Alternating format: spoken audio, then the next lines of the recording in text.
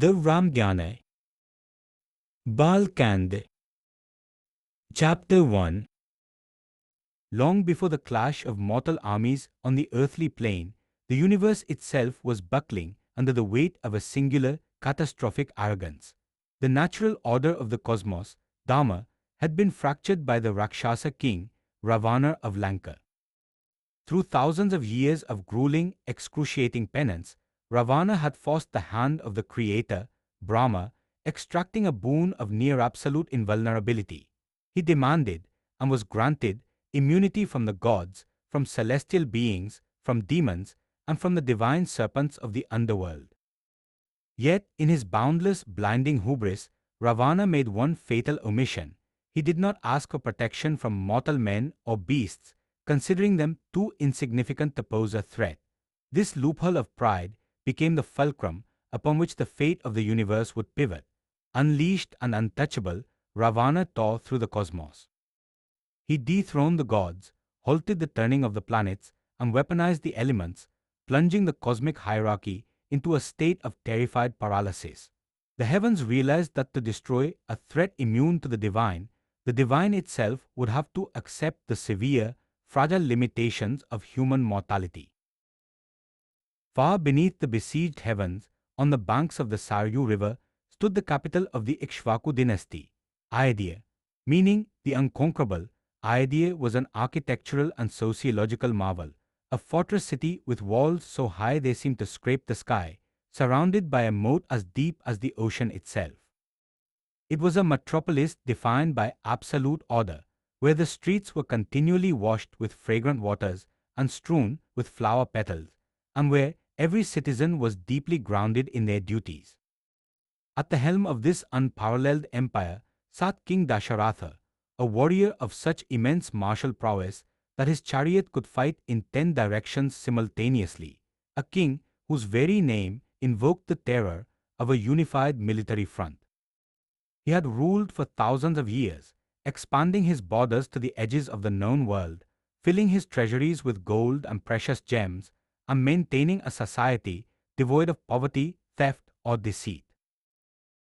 Yet, within the sprawling, opulent corridors of his inner palace, the emperor of the earth was a man suffocating in the grip of a profound, silent tragedy.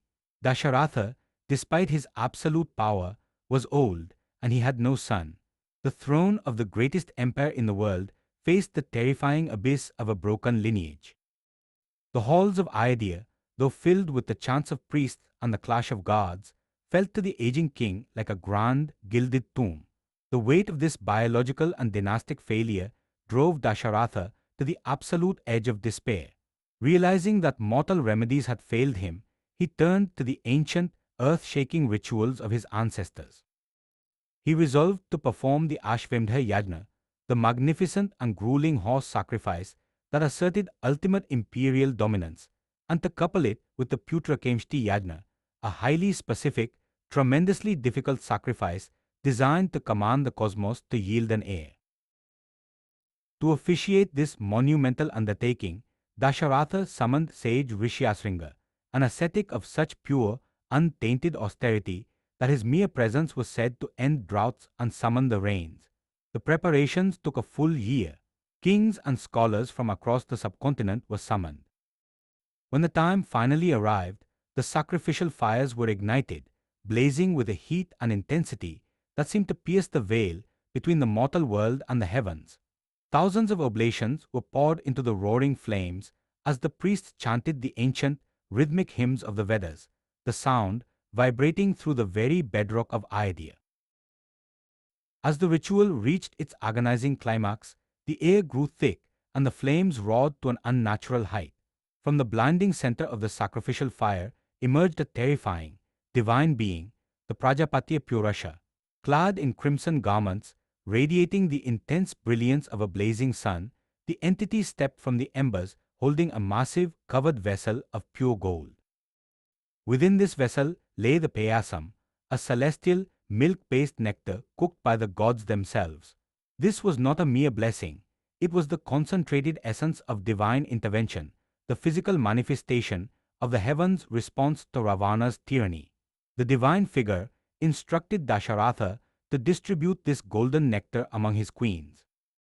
Trembling with a mixture of awe and overwhelming relief, the ancient king took the vessel, unaware that by feeding this nectar to Kausalya, Sumitra and Kaikeyi, he was not merely securing the continuation of the Ikshvaku line, he was drawing the ultimate cosmic war down to the soil of the earth. Chapter 2. 6 seasons passed after the flames of the great sacrifice finally died down. Then, in the blossoming month of Chaitra, on the 9th day of the waxing moon, under the ascendant star of Panavasu, the cosmic alignment reached its absolute zenith. Queen Kausalya gave birth to Rama, carrying exactly half of the divine, supreme essence of Vishnu. The universe responded with a breathtaking display of celestial relief. The sky cleared, gentle winds blew across the earth, and the deities rained flowers from the heavens. Shortly after, Queen Kaikeyi delivered Bharata, possessing a quarter of the divine light. Finally, Queen Sumitra, who had consumed a double portion of the sacrificial nectar, birthed the twins, Lakshmana and Shatrugna. Ayodhya erupted into a delirium of pure joy. The agonizing, suffocating silence of the inner palace was permanently broken by the cries of the four heirs, and King Dasharatha wept with the profound relief of a man who had pulled his dynasty back from the brink of extinction. As the princes grew, they became the living, breathing embodiments of martial and intellectual perfection. Under the tutelage of royal preceptors, they mastered the vast expanse of the Vedas, the cold intricacies of statecraft, and the lethal, exacting sciences of archery and chariot warfare. Yet, beyond their royal education, a profound, almost mystical geometry formed among the brothers. Lakshmana became the inseparable shadow of Rama. He existed in a state of absolute, unwavering devotion to his elder brother, refusing even to eat or sleep unless Rama did so first. Bharata and Shatrugna shared a mirrored, unbreakable bond. To the aging Dasharatha, watching his 4 sons navigate the courtyards of Ayodhya was like watching the sun rise after a century of darkness. He loved them all fiercely, but Rama, radiant, eternally calm, and deeply rooted in an inherent, unshakable Dharma, was the very anchor of the old king's soul. Years drifted by in a state of idyllic security. As Dasharatha sat in his grand court, deliberating the future marriages of his adolescent sons, the absolute safety of Ayodhya was breached. It was not breached by a besieging army, but by the arrival of a single, solitary ascetic at the palace gates, sage Vishwamitra. This was no ordinary hermit. Vishwamitra was a former imperial warlord, a king who had incinerated his own royalty and physical comfort through thousands of years of terrifying, flesh-withering penance to forcefully ascend to the rank of a Brahmarishi. His spiritual power was so immense, so violently earned, that it was said he could birth new constellations and challenge the gods themselves.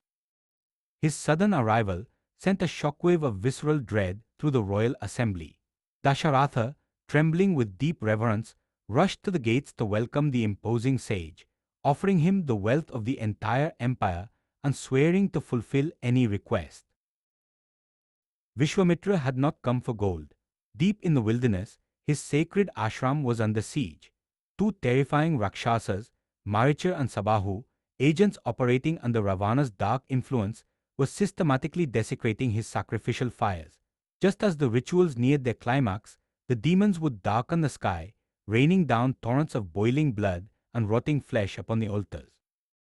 Bound by his ascetic vows of strict nonviolence during the sacrifice, the sage could not deploy his own formidable powers to curse or kill them. He looked down at the emperor of the earth and delivered a demand that shattered Dasharatha's reality. Give me your eldest son, the heroic, lotus-eyed Rama. He alone can slay these demons. The words struck Dasharatha like a physical blow. The invincible warlord, whose chariot had once dominated 10 directions, collapsed into a state of sheer, biological terror. Rama was barely 16 years old. His face was still untouched by the harshness of real combat, his mind completely unacquainted with the dark, deceptive, shape-shifting magic of the Rakshasas. Dasharatha wept openly in the court. He begged, he pleaded, he offered to mobilize his vast, battle-hardened legions.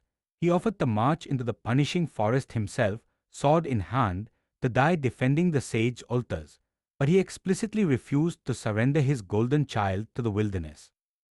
In that suffocating moment, the king's desperate, blinding attachment to his son collided violently with the uncompromising weight of divine duty, pushing the glorious city of Ayodhya to the very edge of a catastrophic spiritual curse. Chapter 3. The suffocating tension in the royal court of Ayodhya was finally shattered not by the weeping king, but by the cold, penetrating voice of sage Vashistha, the royal priest. Seeing Vishwamitra's eyes flare with a curse that could reduce the empire to ash, Vashistha intervened. He reminded the broken Dasharatha that the vows of an Ikshvaku king were absolute, and that under the protection of a warlord turned sage like Vishwamitra, Rama would be as safe as ambrosia guarded by the gods. With his heart cleaved in two, the old king relented. Smelling the tops of their heads in a final, desperate blessing, Dasharatha surrendered his sons. Armed with great bows, swords, and wearing fingerguards of thick iguana skin, the dark-skinned Rama and the fair-skinned Lakshmana walked out of the towering gates of Ayodhya. They followed behind the towering, ascetic figure of Vishwamitra like the twin Ashwini gods following the Creator, leaving the golden safety of their childhood behind forever. The transition from the manicured courtyards of the empire to the unforgiving wild was immediate and jarring. By nightfall, the trio reached the untamed banks of the Saryu River.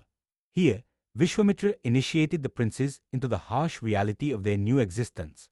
Through divine transmission, he imparted two ancient, secretive mantras, Tarankan Bala Tarankan and Tarankan Atibala Tarankan. When chanted, these cosmic incantations fundamentally altered the princes' biology, rendering them immune to fatigue, starvation, thirst, and the fevers of the wilderness. They were no longer mere royal heirs, they were being forged into cosmic weapons.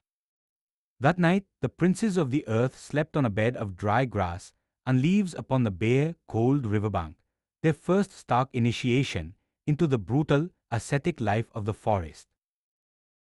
Crossing the sacred confluence of the Ganges and the Saryu rivers the next day, the lush, vibrant landscape suddenly died. The trio stepped into a blighted, terrifying wasteland. The air grew oppressively hot, heavy with the stench of rotting meat. The canopy above grew so thick that it choked out the sun, and the silence of the woods was broken only by the shrieks of unseen, predatory beasts and the cracking of dead timber. This was the dark domain of Tataka. Tataka was not born a monster. She was a Yakshini of divine origin, possessing the staggering physical strength of 1,000 elephants, but she had been twisted into a grotesque, cannibalistic demoness by an ancient curse. She had ravaged the surrounding kingdoms, turning fertile lands into this suffocating, skeletal forest. Vishwamitra stopped, turned to the young Rama, and commanded him to execute the demoness. For the first time, Rama hesitated. He was a prince steeped in the highest chivalric codes of the Kshatriya warrior class. The very thought of raising a lethal weapon against a woman was deeply repugnant, a violation of his personal moral compass. Sensing this internal conflict, Vishwamitra delivered a chilling, definitive lesson on the burden of statecraft. A king, the sage instructed, does not have the luxury of personal moral comfort. When the safety of the realm and the protection of the innocent are at stake, the absolute destruction of evil, regardless of its form, gender, or origin, is the highest, most unflinching dharma. The philosophical debate was instantly cut short by a roar that seemed to split the sky. Tataka, wearing a garland of skulls and moving with the velocity of a localized hurricane, charged. She unleashed a blinding storm of dust and massive boulders, blanketing the forest in pitch-black darkness. Using deceptive, dark magic, she attacked from the shadows, attempting to crush the boys under a rain of stone. Unfazed, Rama twanged his great bowstring, a sound that thundered through the wasteland and struck terror into the demoness. Tracking her movements through the chaotic storm purely by sound, Rama intercepted her boulders with a flurry of arrows. As she lunged forward, shrieking and desperate to tear the prince apart with her bare hands, Rama drew a single, devastating arrow. With lethal, fluid precision, he released it. The shaft pierced her chest, shattering her heart and dropping the massive demoness lifeless to the forest floor. The blighted forest fell deathly silent. The heavens opened, and the gods rained down praise upon the young warrior. Rama had taken his first life, resolving his moral hesitation and crossing the threshold into adulthood. Pleased beyond measure, Vishwamitra approached the prince, preparing to grant him an arsenal of celestial weapons that would change the course of the universe. Chapter 4. As dawn broke over the newly cleansed forest, the oppressive dread that had choked the land for decades began to dissolve. Sage Vishwamitra, his heart swelling with immense pride at Rama's unwavering adherence to duty in slaying Tataka, decided to bestow upon the young prince the ultimate inheritance of the ancient world. Facing the east in deep, purifying meditation, the sage invoked the Tarankan Divyastras Tarankan, a terrifying arsenal of celestial weapons. These were not mere arrows of wood and iron, they were the concentrated, sentient forces of the cosmos harnessed into physical form. The blazing Tarankan Agnyastra, Tarankan of fire, the world-ending Tarankan Brahmastra, Tarankan, the inescapable noose of Varuna, and the sanity-shattering weapons of the mind. As Vishwamitra chanted the ancient invocations, the deities presiding over these weapons materialized in their astral forms, glowing with blinding radiance, and swore their eternal allegiance to Rama. Accompanied by the highly guarded knowledge of how to recall these devastating forces, the Tarankan Upasamhara Tarankan, Rama was no longer merely a prince of Ayodhya, he was now the supreme custodian of the universe's ultimate destructive power. The trio journeyed onward until the dense jungle gave way to a place of profound, vibrating tranquility, Siddhashrama. This was sacred ground, the very hermitage where, eons ago, Lord Vishnu had undertaken severe penance in his incarnation as the dwarf avatar Vamana. The air here was pristine, thick with the scent of lotus blooms and the continuous, low hum of Vedic chanting. But beneath the serene beauty lay a coiled, suffocating tension. The resident ascetics welcomed the princes with desperate, fragile hope. Vishwamitra immediately entered into the Tarankan Diksha Tarankan, a rigid vow of absolute silence and supreme spiritual concentration, and ignited the sacrificial fires. The six-day ritual had officially begun, and the ultimate test of the young warriors was now upon them. For 5 grueling days and 5 endless nights, Rama and Lakshmana stood as unyielding sentinels. Empowered by the divine Tarankan Bala Tarankan and Tarankan Atibala Tarankan mantras, their bodies required neither food nor sleep, yet the psychological strain was immense. Clad in deer skin, their massive bows strung and arrows nocked, they scanned the impenetrable darkness of the sky, their eyes burning with intense vigilance. The hermitage was a solitary beacon of spiritual light in a continent consumed by shadow, and the brothers were its only shield. The silence of the ashram was absolute, broken only by the crackle of the sacrificial flames and the rhythmic pouring of clarified butter.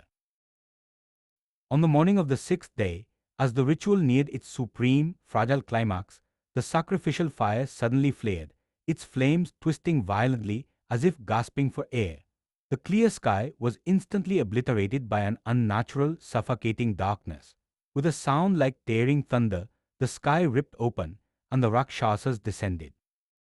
Maricha and Sabahu, the monstrous sons of Tataka, hovered above the altar like dark, storm-bellied clouds. With malicious shrieks that paralyzed the ascetics, they unleashed a torrential rain of boiling blood, rotting flesh, and shattered bones, aiming to permanently defile the sacred fires. Rama's reaction was not born of panic or blind fury, but of cold, terrifying composure. He calmly instructed Lakshmana to observe the surgical precision of the celestial weapons.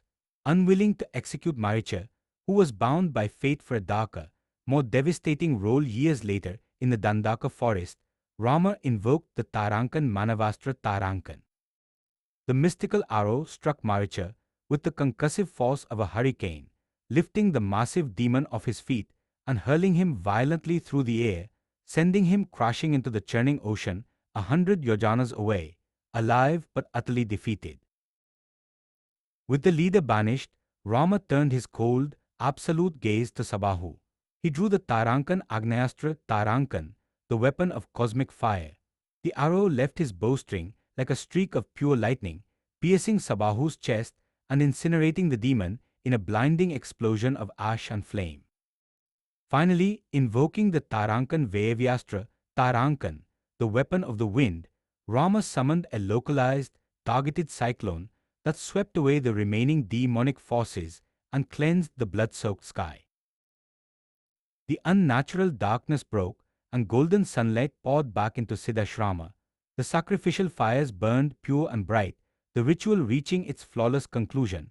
Sage Vishwamitra broke his vow of silence, his eyes shining with profound reverence and joy.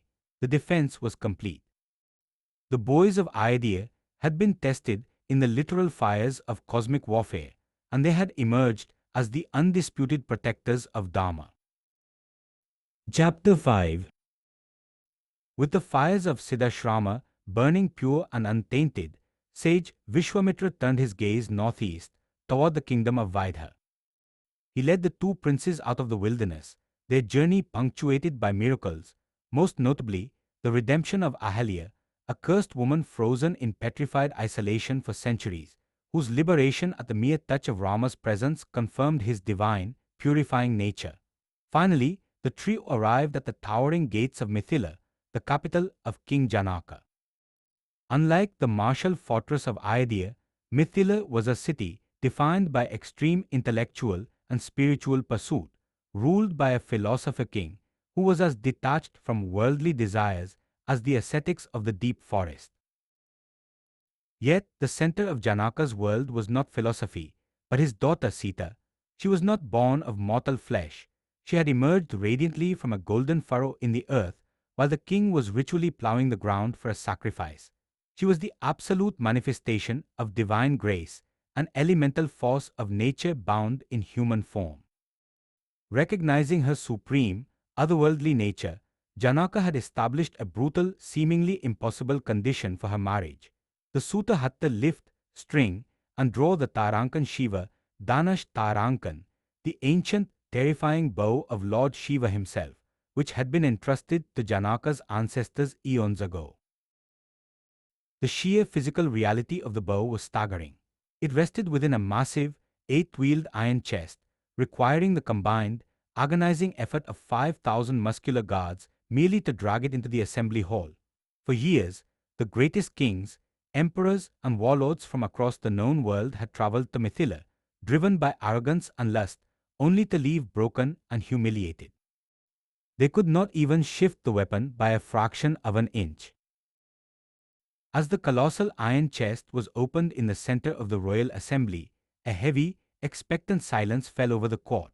King Janaka looked upon the young, graceful prince of Ayodhya with a mixture of hope and deep sorrow, doubting that a boy could achieve what the titans of the earth could not. But at a subtle, commanding nod from Sage Vishwamitra, Rama stepped forward. He did not boast, nor did he stretch or strain. Moving with the fluid, effortless grace of an apex predator, Rama reached into the iron chest and gripped the center of the ancient weapon. In one smooth, continuous motion, he lifted the impossible weight into the air as easily as a man lifting a garland of flowers. The court gasped, paralyzed with awe, but Rama did not stop at lifting it. He anchored one end of the bow against the earth, hooked the heavy string, and pulled it back to his ear. He drew the string with such terrifying, ungodly force that the cosmic weapon, designed to destroy cities and level mountains, buckled under his strength. With a concussive, deafening crack that sounded like a thunderbolt striking a mountain peak, the great bow of Shiva snapped cleanly in two.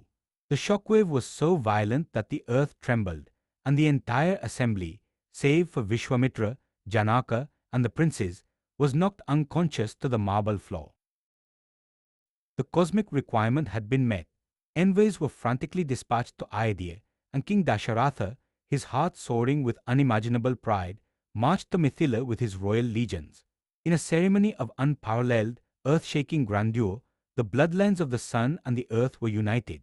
Rama married Sita, while his brothers wed Janaka's other radiant daughters and nieces.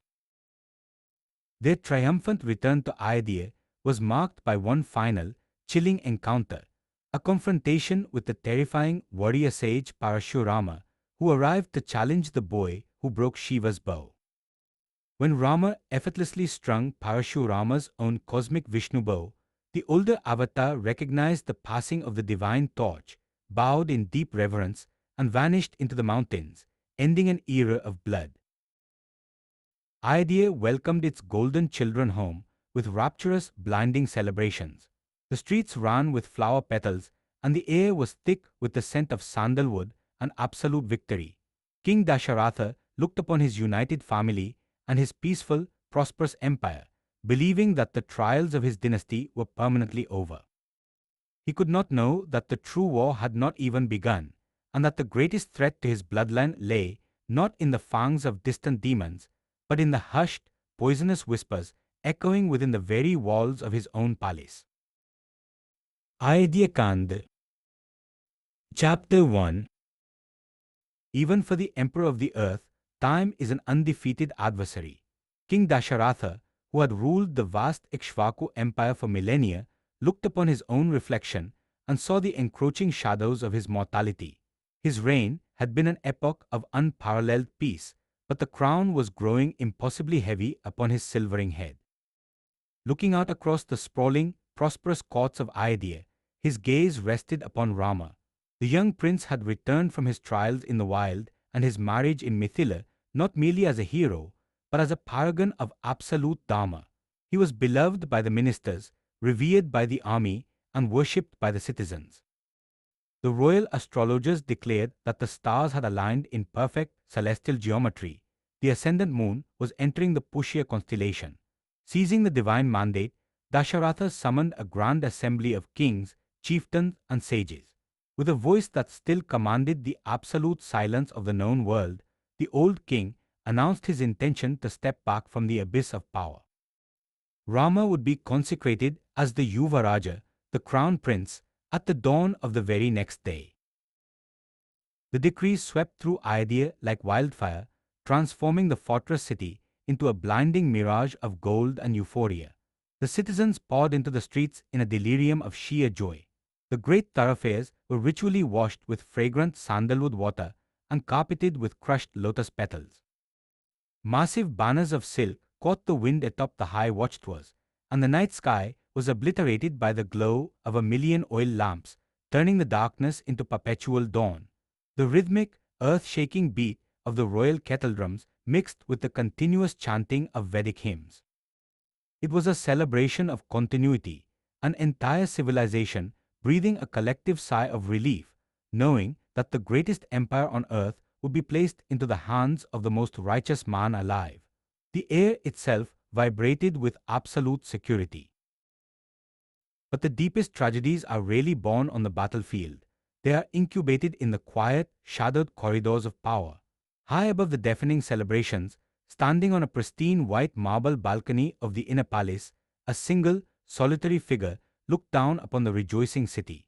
It was Manthara, the hunchbacked maidservant of Queen Kaikeyi. She had travelled with the queen from her distant homeland of Kekaya, serving as her most intimate confidante. Where the rest of the empire saw a glorious future unfolding, Manthara's twisted, embittered mind perceived only immediate existential threat. Her eyes, burning with sudden, unadulterated venom, tracked the preparations. She did not see the coronation of a righteous prince. She saw the systematic political erasure of her mistress and by extension herself. Moving with a frantic, localized urgency, Manthara slipped into the private chambers of Queen Kaikeyi.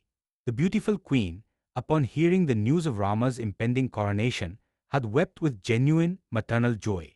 She loved Rama no less than her own biological son, Bharata, who was currently far away visiting his maternal uncle. Kaikeyi even stripped a priceless jewel from her own body and offered it to Manthara to reward her for the glorious tidings. But Manthara violently rejected the gift, hurling the jewel to the stone floor. Her voice, trembling with perfectly calculated rage, shattered the queen's peaceful illusion. "Blind, foolish woman," Manthara hissed, her words dripping like slow poison into the queen's ear. "You rejoice on the precipice of your own total destruction." Manthara launched a ruthless, methodical psychological assault. She weaponized Kaikeyi's maternal instincts, twisting them into profound dynastic paranoia. She painted a terrifying, claustrophobic picture of the future. Kausalya, Rama's mother, would ascend to the rank of supreme queen, reducing Kaikeyi to the status of a miserable, discarded slave.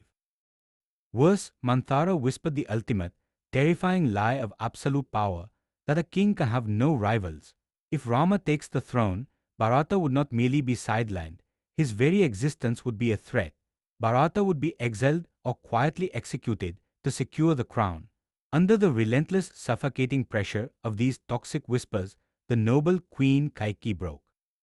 Her genuine love for Rama curdled into blinding, self-preservational terror. By the time the oil lamps in the chamber burned low, the loving mother was dead, replaced by a ruthless, paranoid political operative ready to burn the empire to the ground to ensure her own blood sat upon the throne. Chapter 2. Exhausted by the monumental logistics of the impending coronation, yet buoyed by a profound, soaring euphoria, King Dasharatha retired from the royal assembly. Seeking a quiet sanctuary to share the triumphant news, he bypassed his other wives and walked briskly toward the private quarters of Queen Kaikeyi, his youngest and most beloved consort. Her chambers were renowned as a marvel of architectural luxury, filled with tame peacocks, golden statues, and the heavy scent of crushed jasmine. But as the old king stepped through the arched doorways, he was met not with the joyful embrace of his queen, but with a chilling, unnatural silence. The attendants stood paralyzed, their eyes cast downward in sheer terror. The king was informed that the queen had not retired to her bed of swan's down. She had fled to the Kopa Bhavan, the chamber of wrath, a dark, bare stone room reserved strictly for royal mourning or profound protest. Panic seizing his aged heart, the emperor of the earth rushed into the dim, claustrophobic chamber. There, lying upon the cold, unforgiving floor, was the stunning Queen Kaikeyi. She had aggressively stripped herself of every marker of her imperial status. Her priceless necklaces, armlets, and golden rings lay violently scattered across the flagstones like shattered constellations. Her silk garments were disheveled, and she wept with a fierce, inconsolable bitterness. Dasharatha, a warlord who had brought enemy kings to their knees, was reduced instantly to a trembling, frantic old man. He dropped to the floor beside her, gently caressing her hair, desperately begging to know who had dared to insult the favorite queen of Ayodhya. In his blind, desperate devotion, he made a catastrophic miscalculation. He swore an oath. "Tell me your desire," the king pleaded, his voice cracking with emotion. "Swear by my own spiritual merit, and I swear upon the life of the invincible Rama, the son I love more than my own breath, that shall fulfill it." The moment the sacred name of Rama passed the king's lips to seal the vow, Kaikeyi's weeping stopped. The trap, meticulously engineered by Manthara, snapped shut with terrifying precision. Kaikeyi rose from the floor, her tears vanishing, replaced by a gaze of cold, unyielding obsidian. She did not speak as a grieving wife. She spoke as a ruthless political creditor coming to collect an ancient debt. She commanded the gods of the cardinal directions, the sun, the moon, and the very earth to stand as divine witnesses to the emperor's binding oath. She reminded Dasharatha of a brutal cosmic battle fought decades ago in the Dandaka forest, where he had been gravely wounded by demonic forces. It was Kaikeyi who had expertly driven his chariot through the carnage, saving his life. In his profound gratitude, Dasharatha had granted her two boons. She had kept them in reserve. The time, she announced, had come to redeem them. With a voice perfectly devoid of warmth or hesitation, Kaikeyi articulated her demands, driving them like iron spikes into the king's chest. "With the very preparations, wealth and rites gathered for Rama's consecration today, let my son, Bharata, be immediately installed as the crown prince." She paused, letting the geopolitical shockwave settle before delivering the lethal blow. "And for the second boon, let Rama be banished this very night to the Dandaka forest. Let him strip off his royal silks, wear the coarse bark of trees and the skins of deer, and live as an ascetic in the wilderness for exactly 14 years. The words hung in the suffocating air of the chamber. For a moment, Dasharatha simply stared at the woman he loved, his mind unable to process the sheer, calculated cruelty of the request. Then, the physiological reality struck him. The emperor of the earth fell to the cold stone floor as if his spine had been severed by a battle axe. His breathing became erratic, his mind spiraling into a dark, terrifying abyss. He realized with absolute, crushing clarity that he was trapped. In the ancient world, the Dharma of a king, his spoken word, was the only glue that held the universe together. To break a sworn oath was to invite cosmic collapse and eternal damnation. Dasharatha wept, he screamed, he groveled at the feet of his younger queen, begging her to ask for his life, his wealth, his entire kingdom instead. But Kaikeyi remained as immovable as a mountain. In a single, devastating night, without a single sword being drawn or a single arrow taking flight, the greatest empire on earth had been completely, systematically dismantled. Chapter 3. As dawn broke over Ayodhya, the city awoke to a fever pitch of anticipation. The streets vibrated with the sound of conch shells and the rhythmic beating of ceremonial drums. The golden chariot of the state, driven by the royal minister Sumantra, arrived at Rama's palace to escort the prince to his consecration. Clad in the radiant silks of an emperor in waiting, Rama moved through the ecstatic crowds like a sun god descending to the earth. Yet, when he crossed the threshold of the Kopa Bhavan, the suffocating atmosphere of the chamber instantly betrayed the truth. The emperor of the earth lay on the stone floor, his face pale, and contorted with an agony so profound he could not speak. The only word that escaped Dasharatha's trembling lips was a choked, devastated whisper of Rama's name, before grief swallowed his voice entirely. Standing amidst the shattered remnants of his father's dignity, Rama turned his gaze to Queen Kaikeyi. It was she who delivered the geopolitical execution. With eyes like polished stones and a voice devoid of a single tremor of remorse, she articulated the extraction of the ancient boons, the immediate coronation of Bharata, and Rama's absolute banishment to the merciless Dandaka forest for 14 years. He was to depart that very day, stripped of his royal titles, wearing only the coarse bark of trees. What followed is the defining moment of the epic, the absolute anchor of Rama's divine architecture. There was no outrage. There was no shock. The muscles of his face did not tighten, and his voice did not rise. In a moment that would have broken the minds of ordinary men, Rama achieved perfect, chilling equanimity. To him, the crown of the greatest empire on earth and the dirt of the demon-infested wilderness carried the exact same weight. He bowed to the queen, expressing only a mild, genuine surprise that his father had not asked him directly, for he would have gladly surrendered his life, let alone a kingdom, to ensure his father's dharma remained untainted. The true devastation of Kaikeyi's demands only materialized when Rama left the chamber to bid farewell to his mother.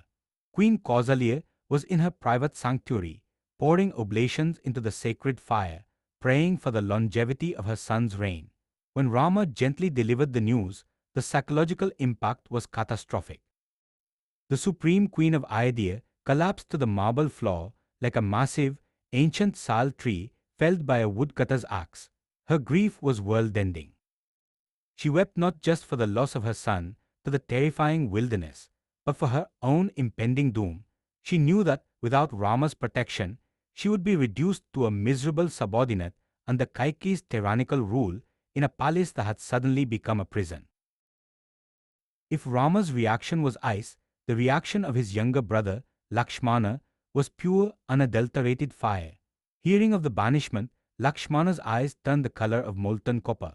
The warrior prince drew his great sword, the metallic scrape echoing violently through the weeping chambers. His was the rage of the Kshatriya, the warrior class that bows only to strength and justice. He decried their father as a weak, lust-addled old man manipulated by a vicious queen. He proposed an immediate, violent military coup. He swore to barricade the streets of Ayodhya, to slaughter anyone who stood in Rama's path, and to personally place his brother on the throne by force if necessary. But Rama stepped in front of his brother's drawn blade, radiating an impenetrable, calming authority. He systematically dismantled Lakshmana's fury, explaining that anger however justified, was the enemy of Dharma. This was not a political coup to be fought with swords, Rama explained. It was the invisible hand of destiny, a cosmic debt that had to be paid. Lakshmana sheathed his sword, his rebellion crushed not by fear, but by the overwhelming, quiet supremacy of his brother's righteousness. The Prince of Ayodhya had accepted his fate. Chapter 4. The heavy oak doors of Sita's private chambers closed behind Rama, sealing them in a quiet, fragrant sanctuary, completely oblivious to the political earthquake outside. When Rama calmly relayed the catastrophic turn of events, instructing Sita to remain in Ayodhya to serve the aging queens and the new king Bharata, the princess of Mithila did not collapse in tears. Instead, a fierce, indignant fire flared in her eyes. Sita delivered a masterful, unyielding philosophical rebuke that completely dismantled Rama's protective logic. She articulated the absolute essence of a wife's dharma. A woman's destiny is not determined by her father, her son, or the state, but is inextricably bound to her husband. To live in a gilded palace without him was a fate worse than death. To walk upon the brutal, thorn-covered floor of the Dandaka forest by his side was to walk in heaven. She vowed to walk ahead of him, crushing the thorns and tall grass, demanding her rightful place in his exile. Before Rama could process her absolute resolve, Lakshmana fell to his knees, gripping his elder brother's feet.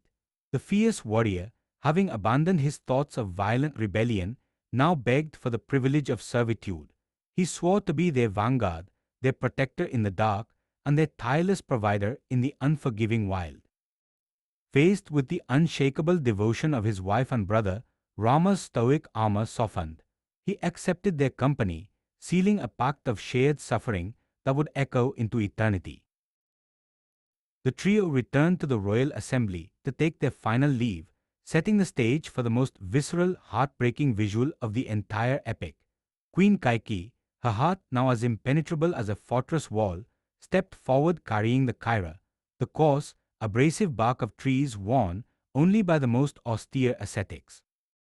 Without a flicker of hesitation, Rama and Lakshmana stripped off their imperial silks, the heavy gold ornaments, and the jewel-encrusted weapons of their station. They donned the rough, scratchy bark, physically shedding their royal identities in front of the horrified court. But when Kaikeyi callously thrust the ascetic bark towards Sita, the court reached its breaking point. The princess, who had never known anything but the finest silks of Mithila and Ayodhya, stood trembling, holding the rough fabric, completely bewildered as to how to tie it. As Rama stepped forward to help his wife wrap the humiliating garment over her silk dress, the assembly erupted in a chorus of grief and outrage. Sage Vashistha, the stoic royal priest, broke his composure, his voice shaking with furious condemnation. He cursed Kaikeyi, declaring that the boon demanded only Rama's exile. Sita was the soul of the empire, and she should rule in his stead. But Sita gently refused. She would not be a queen in a kingdom that had banished her king. The final departure shattered whatever fragments of sanity remained in Ayodhya. The royal minister, Sumantra, brought the golden chariot to the palace gates. As Rama, Sita, and Lakshmana boarded, the citizens of Ayodhya broke through the royal guards. It was not a disciplined farewell. It was a desperate, weeping stampede. As the chariot began to move, King Dasharatha, stripped of his imperial dignity, stumbled barefoot out of the palace alongside Queen Kausalya, screaming wildly for the chariot to stop. The citizens physically chased the wheels, weeping, their hands outstretched, begging the dust to return their soul. Rama, unable to bear the sight of his father collapsing in the dirt and the citizens tearing at their clothes in grief, ordered Sumantra to drive the horses faster, urging him to ignore the king's desperate cries. The golden chariot accelerated, disappearing into a massive, choking cloud of dust, leaving behind a hollowed-out city that had just watched its future vanish into the horizon. Chapter 5.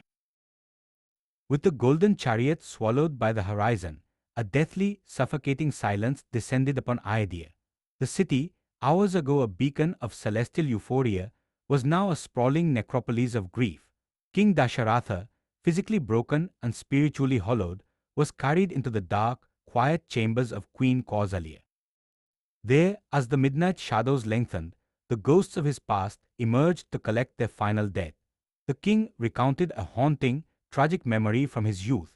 He had once blindly shot an arrow into the river, mistaking the sound of a filling pitcher for a drinking elephant, accidentally killing a young ascetic.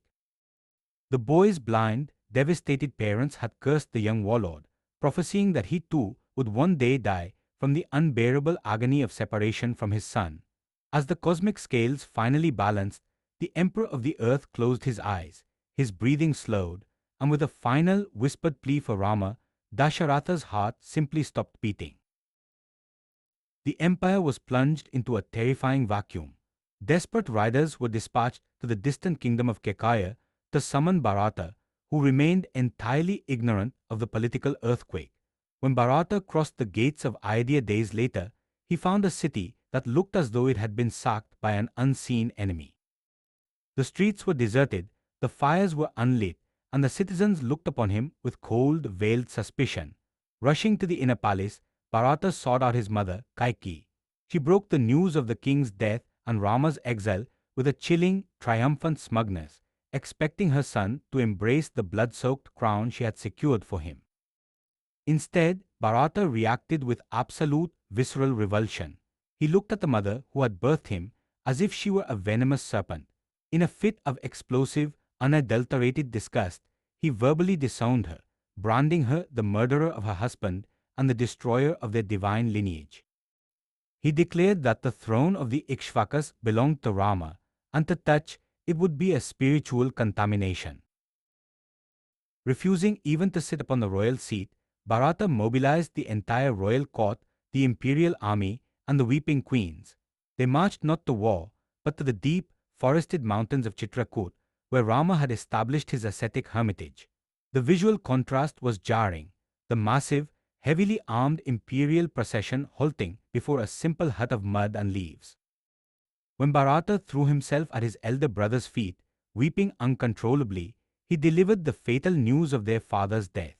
The stoic Rama, who had not shed a single tear upon losing the greatest empire on earth, collapsed onto the forest floor, his composed architecture temporarily shattering at the loss of his king.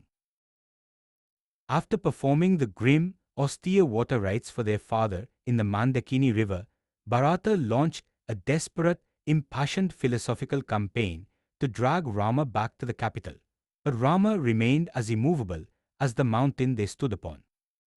He delivered a masterful, chilling discourse on the inevitability of death, the fragile illusion of power, and the absolute supremacy of a sworn oath. A king's word, Rama stated, bridges the earth and the heavens. To break it would invite cosmic ruin.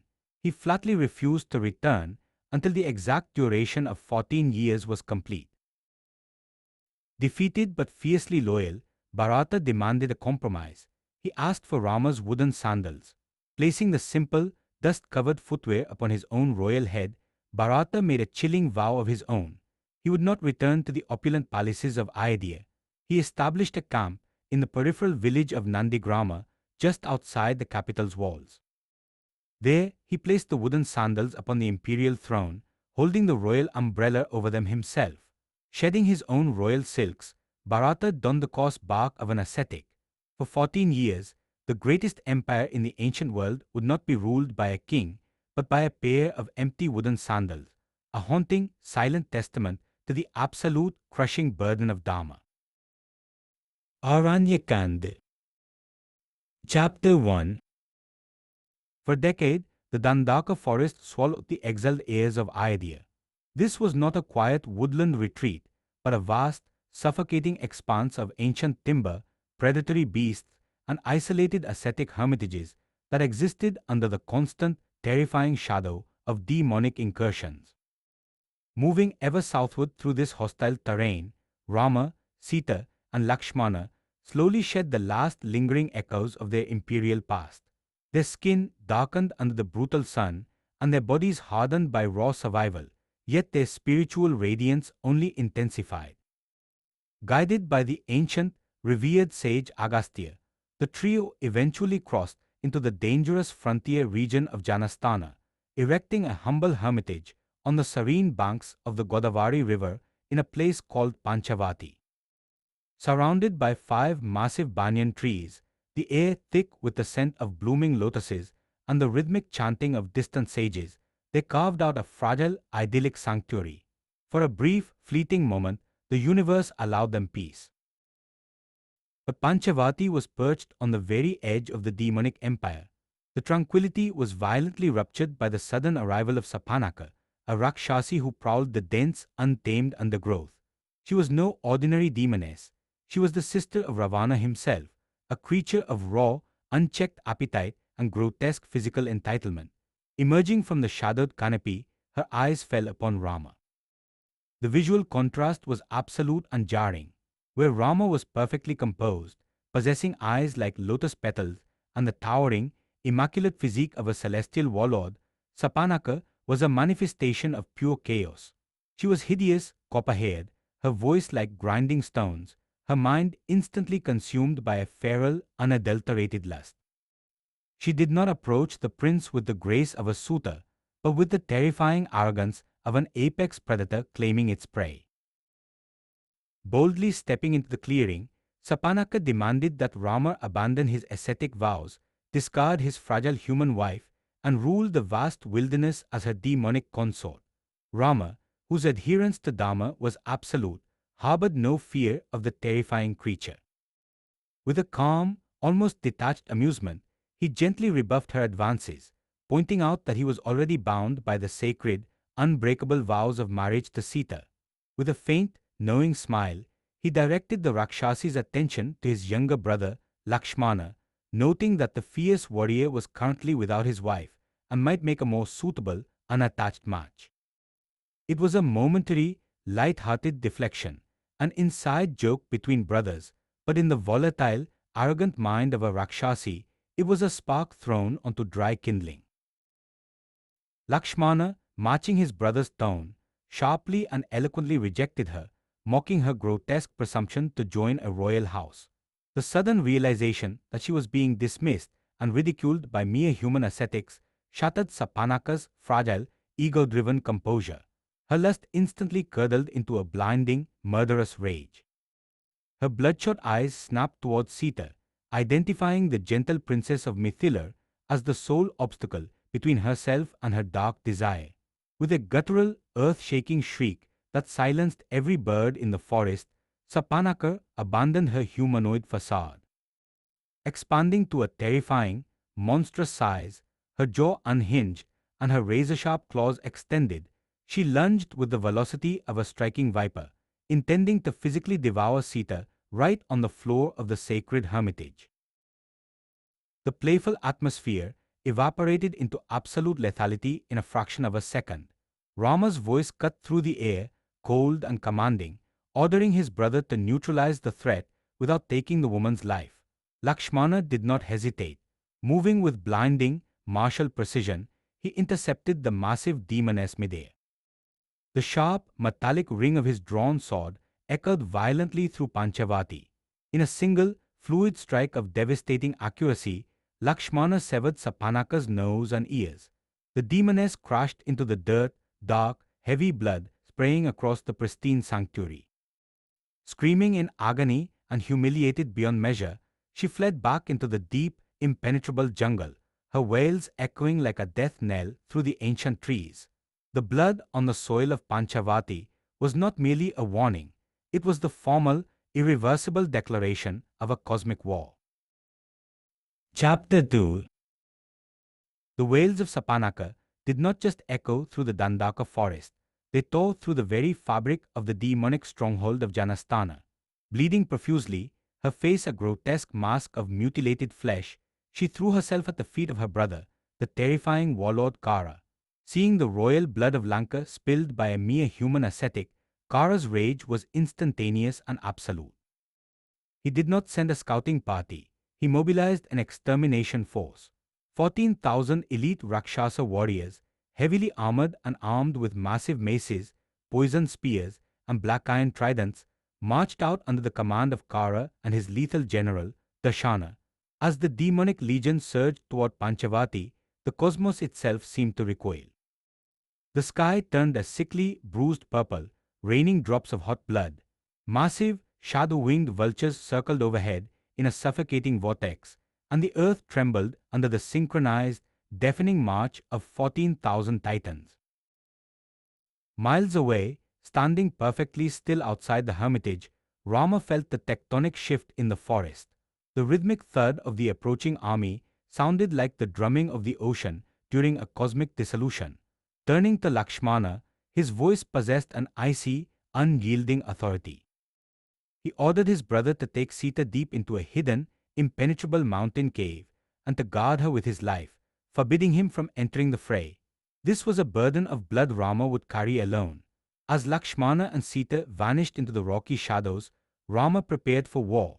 He strapped on his golden armor, the divine metal gleaming starkly against his ascetic bark. He tightened his finger guards of iguana skin and lifted the great bow of Lord Vishnu.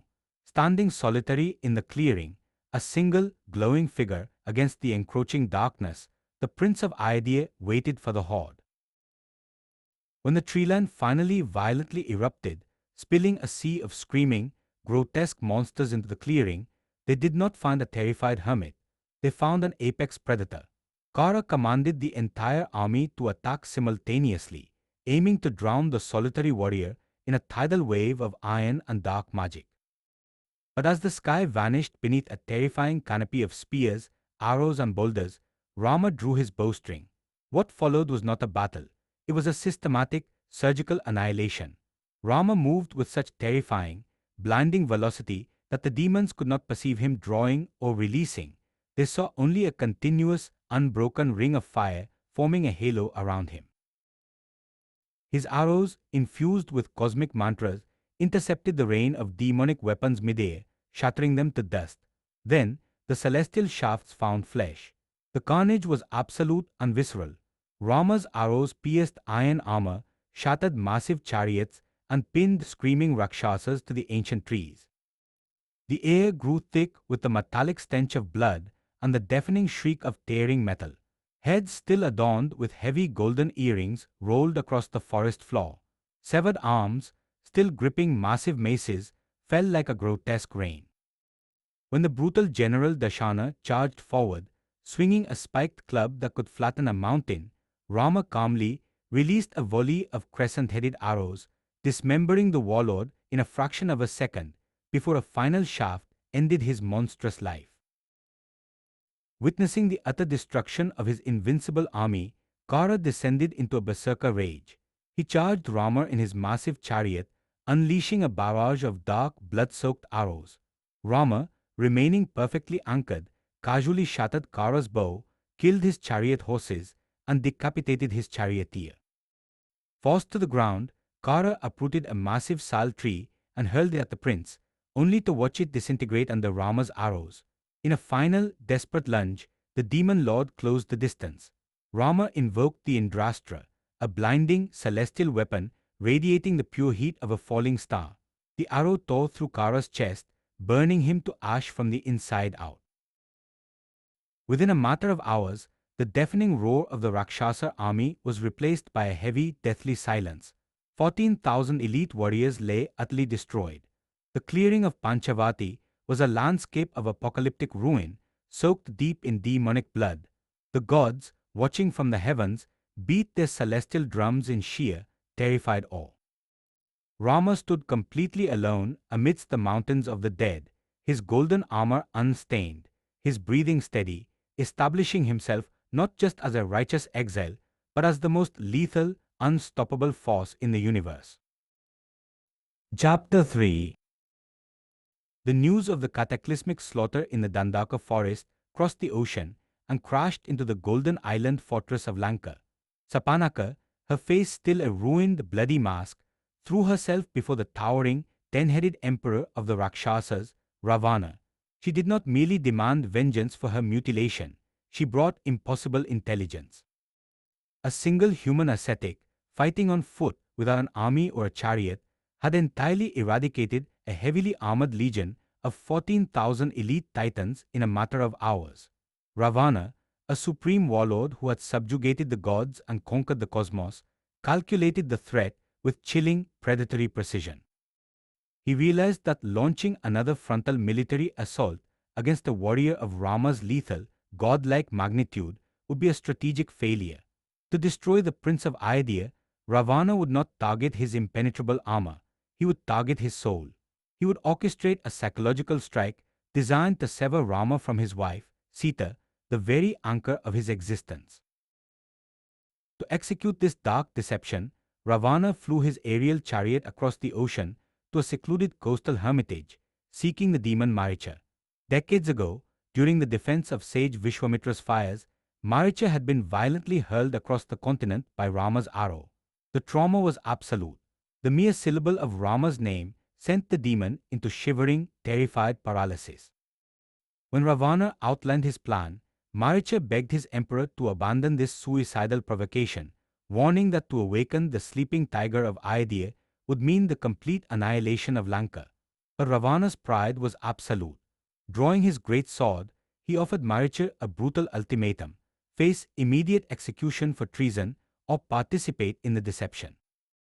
Trapped between the immediate wrath of a tyrant and the lethal arrows of a righteous prince, Maricha chose the latter, secretly hoping that death at Rama's hands might finally grant him spiritual liberation. Maricha traveled to the serene hermitage of Panchavati and unleashed his dark magic, transforming himself into a creature of impossible, hypnotic beauty, a golden deer. This was not a mere animal, it was a breathing, walking jewel. Its coat shimmered like molten gold under the forest canopy. Its antlers were crafted from flawless sapphire, its hooves from polished diamond, and its flanks dotted with starry constellations of silver and emerald. As it grazed gracefully near the ashram, nibbling on tender shoots and playfully darting between the ancient trees, it cast a supernatural, mesmerizing glow that completely disrupted the natural, ascetic aesthetics of the hermitage. Sita, gathering wildflowers in the tranquil morning light, caught sight of the miraculous creature. After a decade of harsh, unforgiving exile, surrounded by the rough bark of trees and the constant threat of death, the sheer, unadulterated luxury of the golden deer captivated her completely. Fate, woven by the dark intent of Ravana, clouded her typically profound wisdom. She called out to Rama and Lakshmana, entranced, demanding that the deer be captured alive to wander the hermitage, or, if it must be killed, that its magnificent golden skin be taken to adorn their forest floor. Lakshmana, his warrior's instincts instantly flaring, took one look at the impossible creature and issued a stark, chilling warning. He recognized the deception immediately, declaring that such biological perfection could not exist in nature. It was an illusion, he warned, the shape-shifting dark magic of Maricha designed as a lethal trap. But Sita's desire, fueled by cosmic destiny, remained absolute. Seeing the rare, profound delight in his wife's eyes after years of shared suffering, Rama's protective affection overrode his brother's tactical caution. He strapped on his golden armor, armed himself with his great bow, and turned to Lakshmana. With a voice of absolute, unyielding command, Rama ordered his brother to guard Sita with his life, to trust no one, and to not leave the perimeter of the hermitage under any circumstance. Rama plunged into the dark labyrinth of the Dandaka forest, stalking the golden mirage. The deer played a grueling, deliberate game of cat and mouse, leading the greatest archer in the world deeper and deeper into the dense, suffocating undergrowth. It would appear just close enough to be pursued, only to bound away into the shadows like a phantom. Hours passed. Finally, realizing the creature could not be taken alive, Rama drew a celestial arrow, infused it with divine power, and released it. The shaft struck true, piercing the deer's chest. The illusion instantly shattered. Reverting to his massive, grotesque demonic form, Maricha crashed to the forest floor. But with his dying breath, the demon executed the final, devastating phase of Ravana's snare. Mimicking Rama's exact vocal pitch and tone with terrifying accuracy, Maricha unleashed a desperate, blood-curdling scream that echoed violently through the ancient timber. "O Lakshmana! O Sita!" The trap was sprung. Chapter 4. The mimicked scream of the dying Maricha tore through the tranquil canopy of Panchavati like a physical blade. Sitting in the hermitage, Sita heard the agonizing cry, a perfect, terrifying replication of her husband's voice. A blinding panic seized her soul. She turned to Lakshmana, her voice trembling, and ordered him to rush into the deep woods to save his brother. But the fierce, stoic warrior did not move. Anchored by his absolute faith in Rama's invincible martial supremacy, and bound by his brother's strict command to never leave Sita unguarded, Lakshmana tried to calm her. He assured her that no force in the three worlds could make Rama cry out in fear, but fear had entirely eclipsed Sita's reason. Pushed to the brink of hysteria by the dark magic of the moment, she unleashed a torrent of devastating, uncharacteristic accusations. She questioned his loyalty, his character, and his intentions. The harsh, unjust words struck the noble prince like poisoned arrows. Deeply wounded, his heart breaking under the weight of his impossible position, Lakshmana finally relented. He called upon the spirits of the forest to stand as silent sentinels over the princess, bowed deeply to her, and walked out into the suffocating wilderness, leaving the hermitage utterly defenseless. The moment Lakshmana's footsteps faded into the dense undergrowth, the natural order of the forest violently warped. The wind completely died. The Godavari river slowed to a silent crawl. From the encroaching shadows emerged a solitary figure, draped in the saffron robes of a wandering ascetic. It was Ravana. Masking his colossal, terrifying power beneath the serene facade of a holy man, the Lord of Lanka crossed the threshold of the hermitage. Unaware of the apex predator that now stood before her, and strictly bound by the ancient, sacred laws of hospitality, Sita welcomed the ascetic. She offered him a seed of grass and brought forth water and forest fruits, honoring him as a guest. But the illusion of piety shattered the moment Ravana spoke. He did not recite Vedic hymns. His voice dripped with arrogant, possessive lust. He introduced himself as the emperor of the Rakshasas, the conqueror of the cosmos, and demanded that she abandon her ascetic rags to rule as his supreme queen in the golden fortress of Lanka. The sheer, grotesque audacity of the proposition ignited a fierce, blinding fury within the princess of Mithila. Standing her ground, Sita delivered a scathing, fearless rebuke. She compared him to a scavenging jackal daring to hunt the prey of a cosmic lion. The insult obliterated Ravana's restraint. His saffron robes tore away as he violently expanded into his true, apocalyptic form. 10 terrifying heads and 20 massive arms, adorned in heavy gold and dark magic, blotted out the sun. With terrifying brutality, he lunged forward, grabbing the struggling princess by her hair and waist, completely defiling the sanctity of the hermitage. Dragging her into his magnificent, mind-controlled aerial chariot, the Pushpaka Vimana, Ravana launched into the sky. As the chariot tore through the clouds, Sita wept with world-ending despair. She cried out to the trees, the river, and the animals, begging them to tell Rama of her abduction. In a desperate act of preservation, she began untying her priceless jewels, dropping them silently down into the dense forest canopy below, leaving a glittering, desperate trail of breadcrumbs. Her agonizing wails did not go unanswered. Slumbering upon a jagged mountain peak was Jatku, the ancient, colossal vulture king, and a swan, blood brother to the late King Dasharatha. Hearing the terrified cries of his friend's daughter-in-law, the ancient beast awakened. Despite his crippling age, Jatku launched his massive frame into the sky, his wings beating with the concussive force of a hurricane. He intercepted the supreme demon lord in the upper atmosphere, initiating a brutal, bloody aerial dogfight. The sky rained feathers, shattered arrows, and demonic blood. With devastating force, Jatku's adamantine beak and talons tore through Ravana's defenses.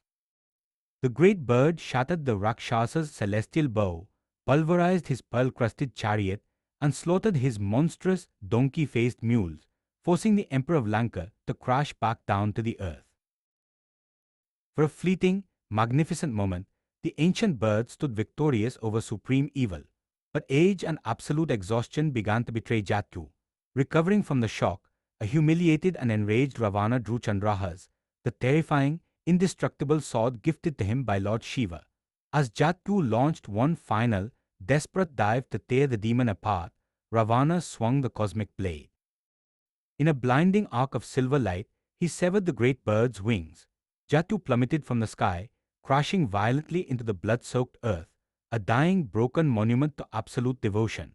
Leaving the ancient king to bleed out in the dust, Ravana seized Sita once more, leaping back into the sky and accelerating relentlessly toward the suffocating darkness of the southern horizon. Chapter 5. Deep within the labyrinth of the Dandaka forest, Rama stared down at the massive, lifeless corpse of Maricha.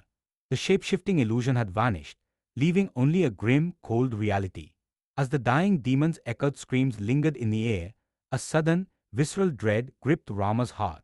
He realized with absolute, terrifying clarity that the golden deer had been a surgical psychological strike. Turning back toward Panchavati, he sprinted through the dense undergrowth, his breath ragged, the ancient trees seeming to close in around him like a prison. Midway through the blighted woods, he caught sight of a solitary figure sprinting toward him. It was Lakshmana.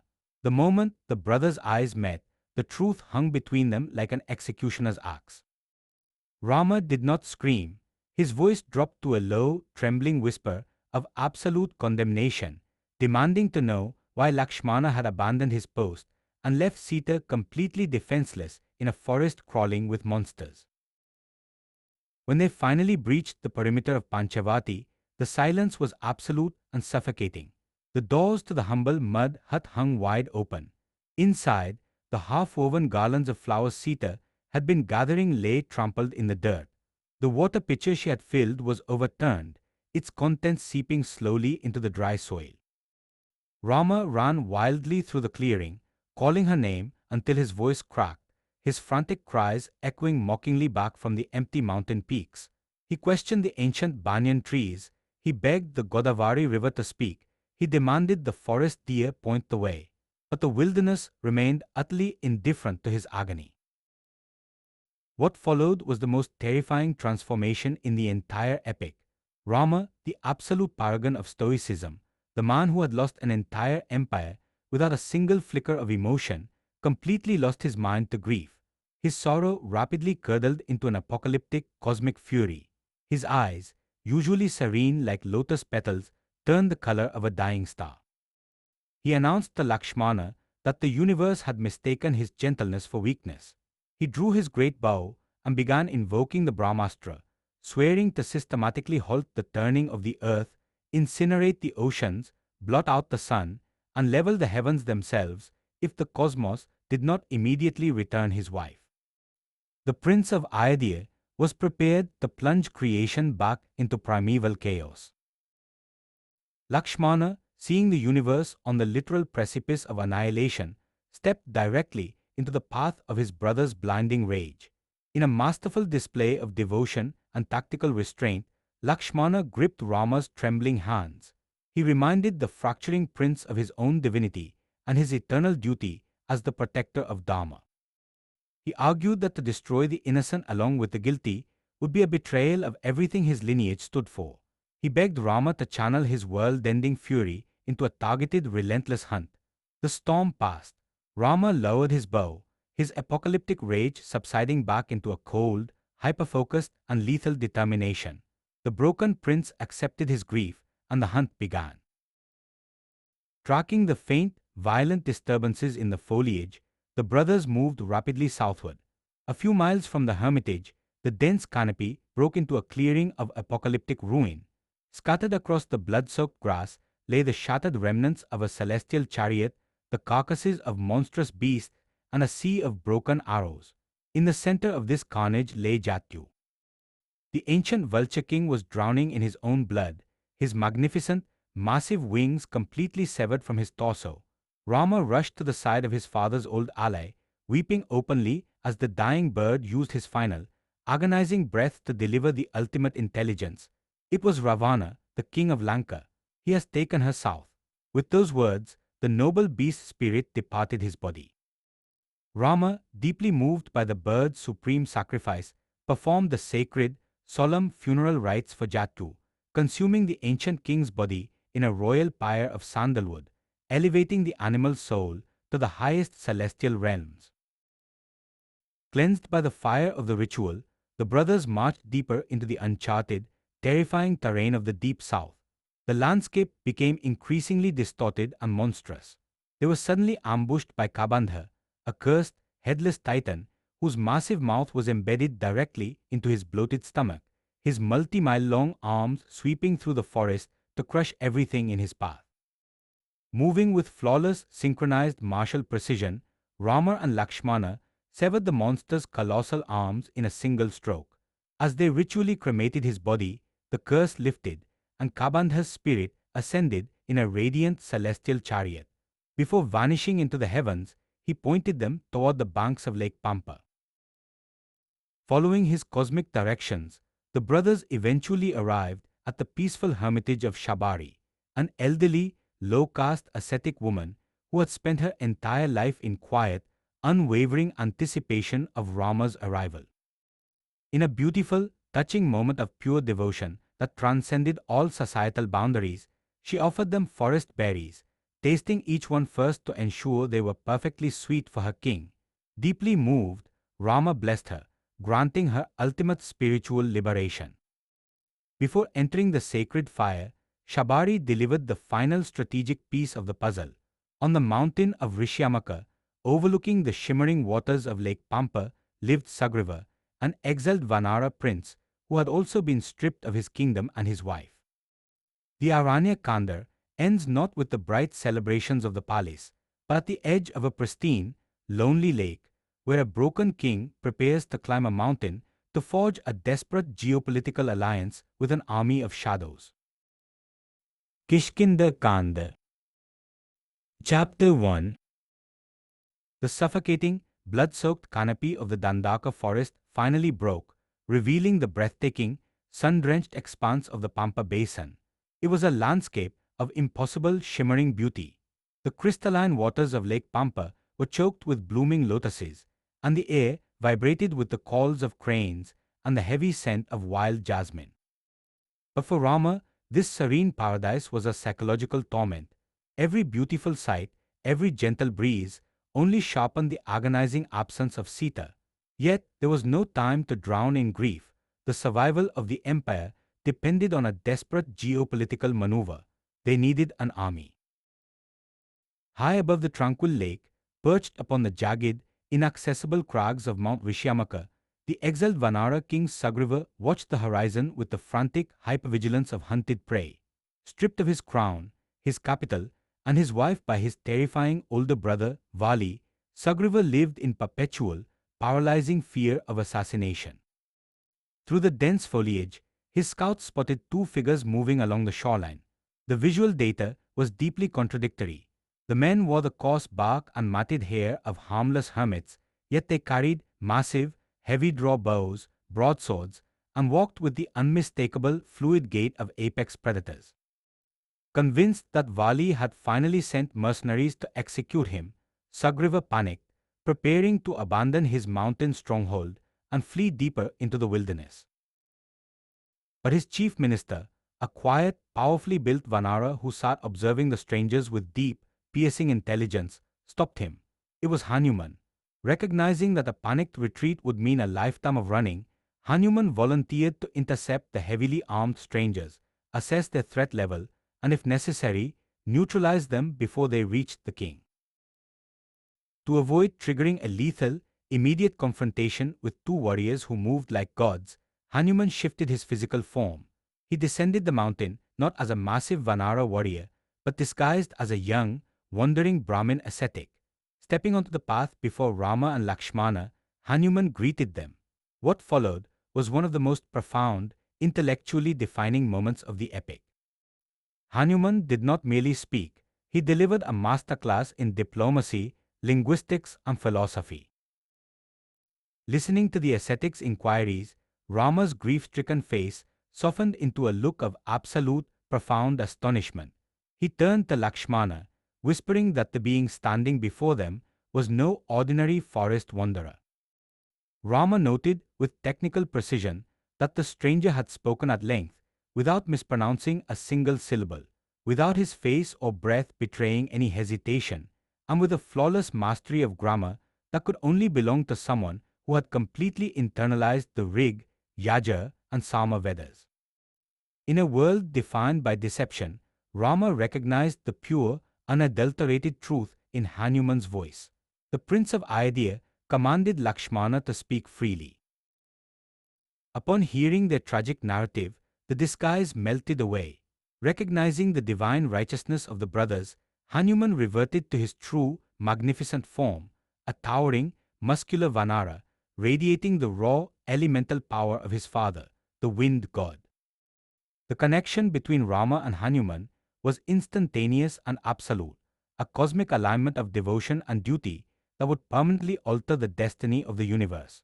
In a display of immense physical strength, Hanuman lifted both the princes of Ayodhya onto his massive shoulders and with a single, earth-shaking leap, carried them up the sheer cliff face to the hidden peak of Rishyamaka. There, at the summit of the world, two broken, exiled royals sat across from one another. Sugriva, trembling but hopeful, offered a branch of a flowering sal tree as a seat. To bind this unprecedented, interspecies geopolitical alliance, Hanuman ignited a sacred fire, placing Agni, the elemental god of fire, as the silent, divine witness. Rama and Sugriva clasped hands, circling the flames, sealing a pact bond of mutual devastation. The treaty was absolute in its terms. Rama, wielding his terrifying martial supremacy, would assassinate the invincible Vali and restore Sugriva to the throne of Kishkindha. In return, Sugriva swore to mobilize the entire global Vanara empire to scour the earth, find Sita, and wage total war against Lanka. The fire burned bright against the mountain stone, marking the precise moment the isolated exile of Rama evolved into a global military campaign. Chapter 2.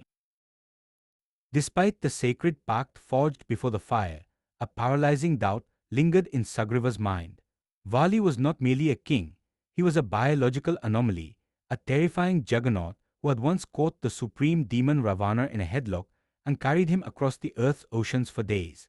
The challenge, Vali was to invite a brutal, agonizing death. Sensing this hesitation, Rama approached the colossal, bleached skeleton of the demon Dandabhi, a monster Vali had slaughtered years ago. With a casual, almost dismissive flick of his toe, Rama sent the multi-ton skeletal mass flying miles through the air. Still, Sugriva trembled. Moving to a grove of 7 ancient, massive sal trees, Rama drew his bow. He released a single, blinding arrow. The celestial shaft tore completely through the impenetrable trunks of all 7 trees, pierced the subterranean crust of the earth, and instantly returned to his quiver. The absolute, terrifying physics of the strike shattered Sugriva's doubt. He was ready for war. The allied force marched to the heavily fortified gates of Kishkindha. Stepping out from the jungle canopy, Sugriva unleashed a guttural, earth-shaking roar, challenging the undisputed emperor of the Vanaras. The gates violently burst open, and Vali charged out like a localized hurricane.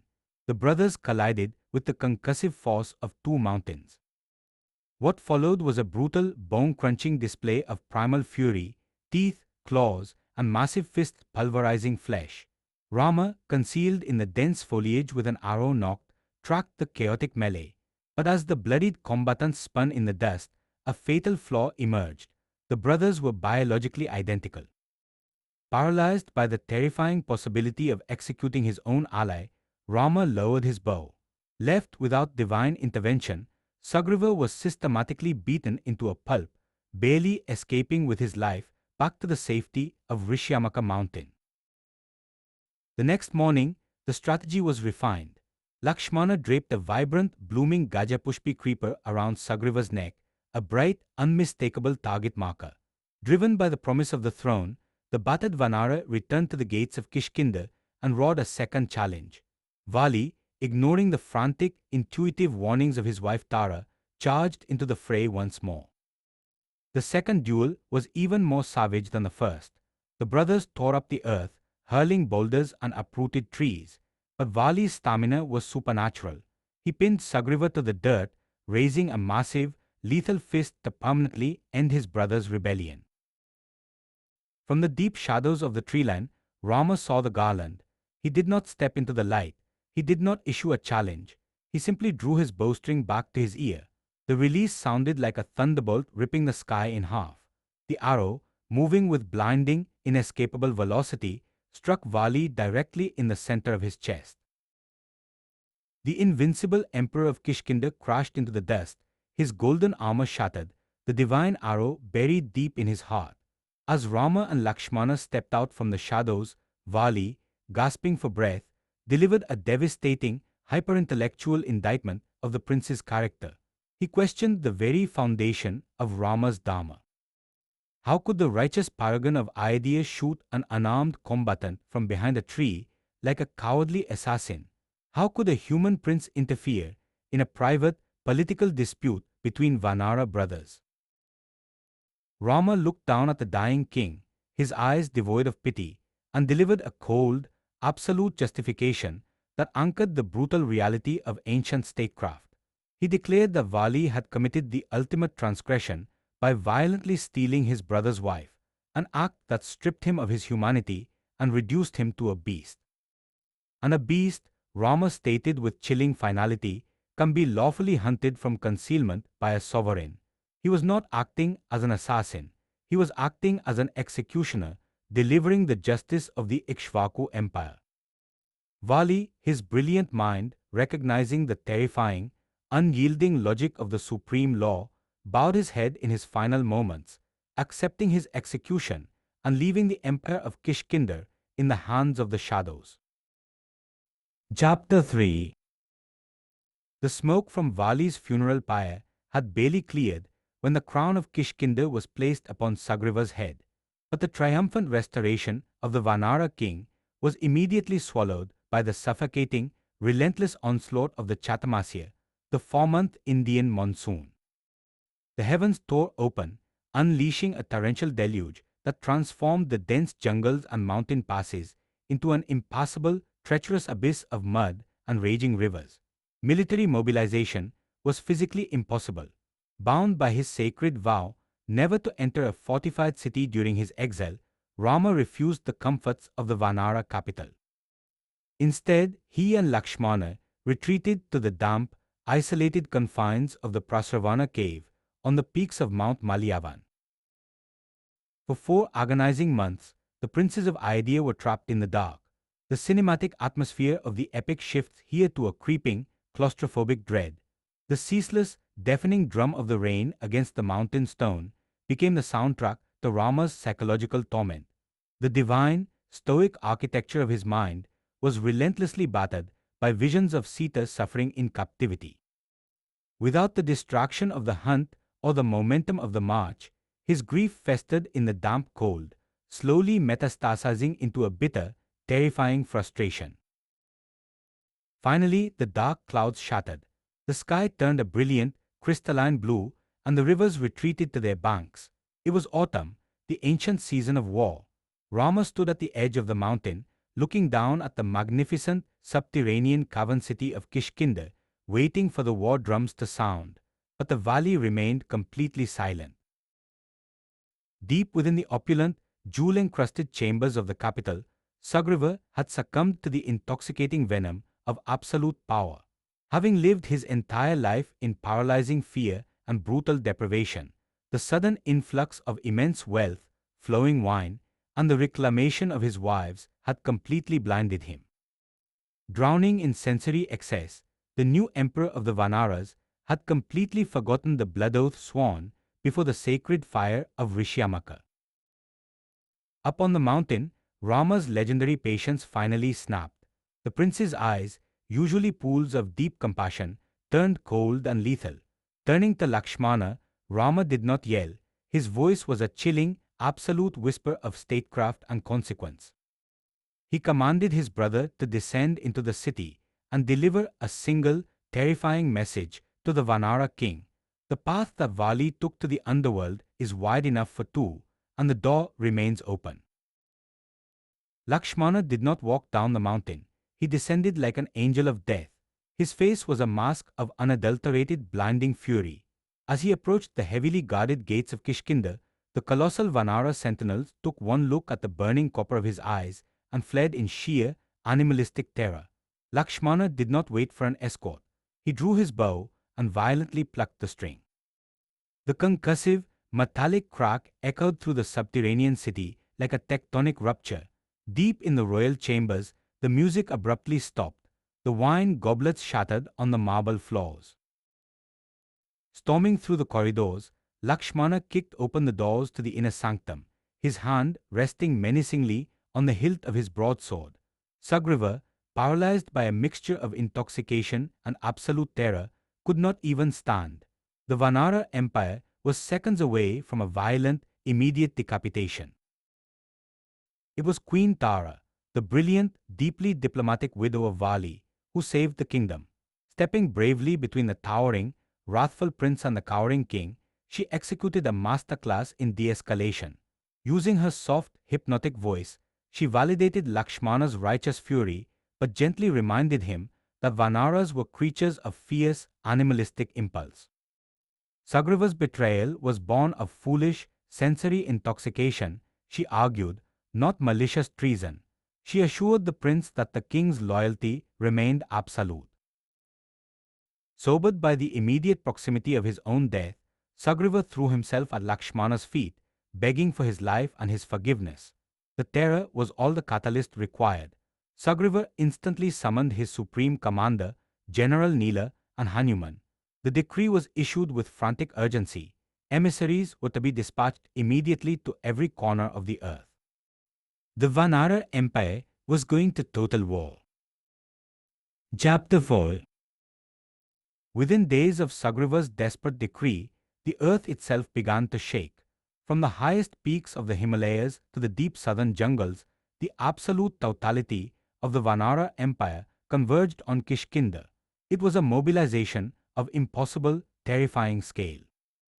Millions of feral, heavily muscled warriors, wielding massive boulders and uprooted sal trees, darkened the horizon, turning the lush valleys into a restless sea of fur and iron. Standing upon a high plateau, Emperor Sugriva shed his drunken complacency and transformed into a brilliant, encyclopedic master of global geography. He divided his staggering horde into 4 massive legions, dispatching them to the cardinal directions of the compass. The southern division, however, was the vanguard of destiny. It was commanded by the hot-blooded crown Prince Angada, guided by the ancient, tactical brilliance of the Bay King Jambavan, and anchored by the quiet, absolute power of Hanuman. Before the army departed, Rama summoned the son of the wind god. Looking into Hanuman's eyes, Rama saw the same unbreakable, divine devotion that had ignited the fire on Rishyamaka. Reaching to his hand, the prince removed his royal signet ring, engraved with the imperial seal of the Ikshvakas. He placed it in Hanuman's palm, a silent, profound transfer of ultimate trust. When Hanuman found Sita, this ring would serve as the undeniable proof that he was an emissary of Ayodhya. With the ring secured, Sugriva delivered his final, terrifying command. The armies had exactly 1 month to return with intelligence. To return on the 31st day empty-handed was an automatic sentence of execution.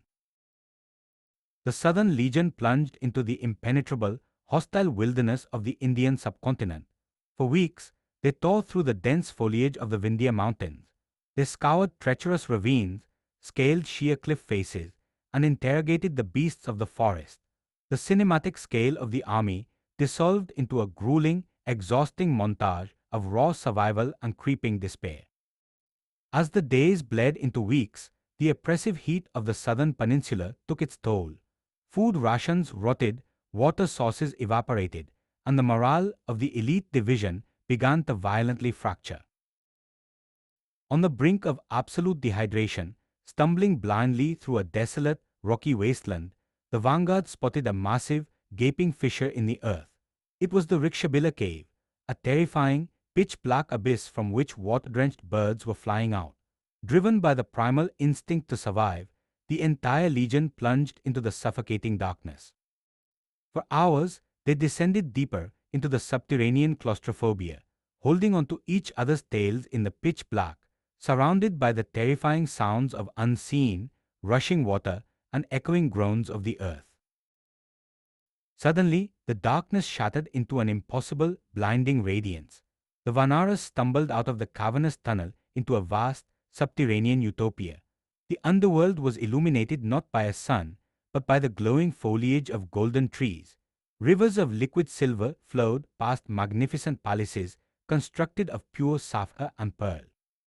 The air was intoxicating, thick with the scent of celestial honey and blooming lotus.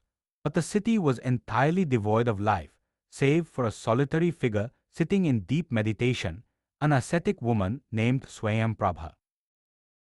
She revealed that this glowing mirage was an ancient, magical trap, an illusion constructed by the supreme demonic architect Maya. Taking pity on the starving, desperate army, the ascetic offered them celestial fruits and crystalline water. But her hospitality came with a chilling revelation. To enter the illusion was easy, to escape it was physically impossible. Bound by her own vows, Swayamprabha offered a terrifying solution. The Vanaras must close their eyes, and she would use her ascetic merit to teleport them back to the surface. The world spun into blackness. When the Vanaras opened their eyes, the golden trees were gone. They were standing on a desolate, windswept beach, the deafening roar of an endless, violently churning ocean crashing against the rocky shore before them. They had reached the absolute edge of the earth, but the relief of survival was instantly obliterated by a horrifying realization. They asked Jambavan the date. The ancient king looked at the positioning of the sun and delivered the fatal blow. The time spent trapped in the subterranean illusion had cost them everything. The strict one-month deadline set by Emperor Sugriva had officially expired. They were standing at the end of the world with no sign of Sita, and to return home meant certain execution. Chapter 5.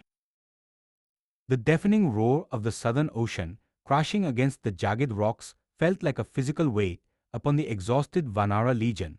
Standing at the absolute edge of the continent, the reality of their failure set in with a crushing, suffocating finality. The deadline had passed. To cross the violently churning ocean before them was biologically impossible, but to return to Kishkindha empty-handed was a guaranteed sentence of execution by Emperor Sugriva. Stripped of all tactical options, Crown Prince Angada made a grim, absolute command. The elite warriors of the southern army gathered sacred dabha grass, spread it upon the desolate, windswept beach, and sat down facing the sea. They resolved to perform prayapavshana, a strict, unbroken fast unto death. They would let the ocean claim their bones rather than face the wrath of their king. As the warriors sat in the shadow of their impending doom, their murmurs turned to the tragedy of Ayodhya. They spoke with deep, heavy reverence of Jatyu, the noble vulture king who had sacrificed his life in a doomed, bloody aerial dogfight against Ravana to save Sita. The invocation of that sacred name triggered a tectonic shift in the landscape. From the deep, pitch-black maw of a massive cavern on the cliffside above, a colossal creature dragged itself into the harsh sunlight.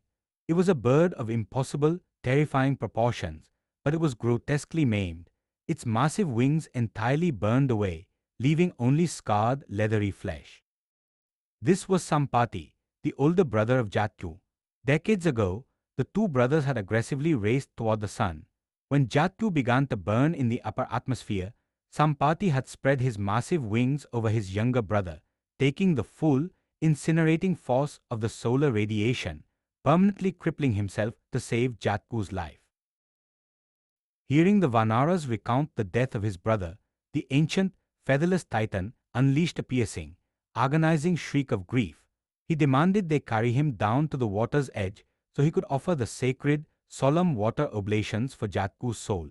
Cleansed by the ritual, the ancient king offered the Vanaras the ultimate intelligence.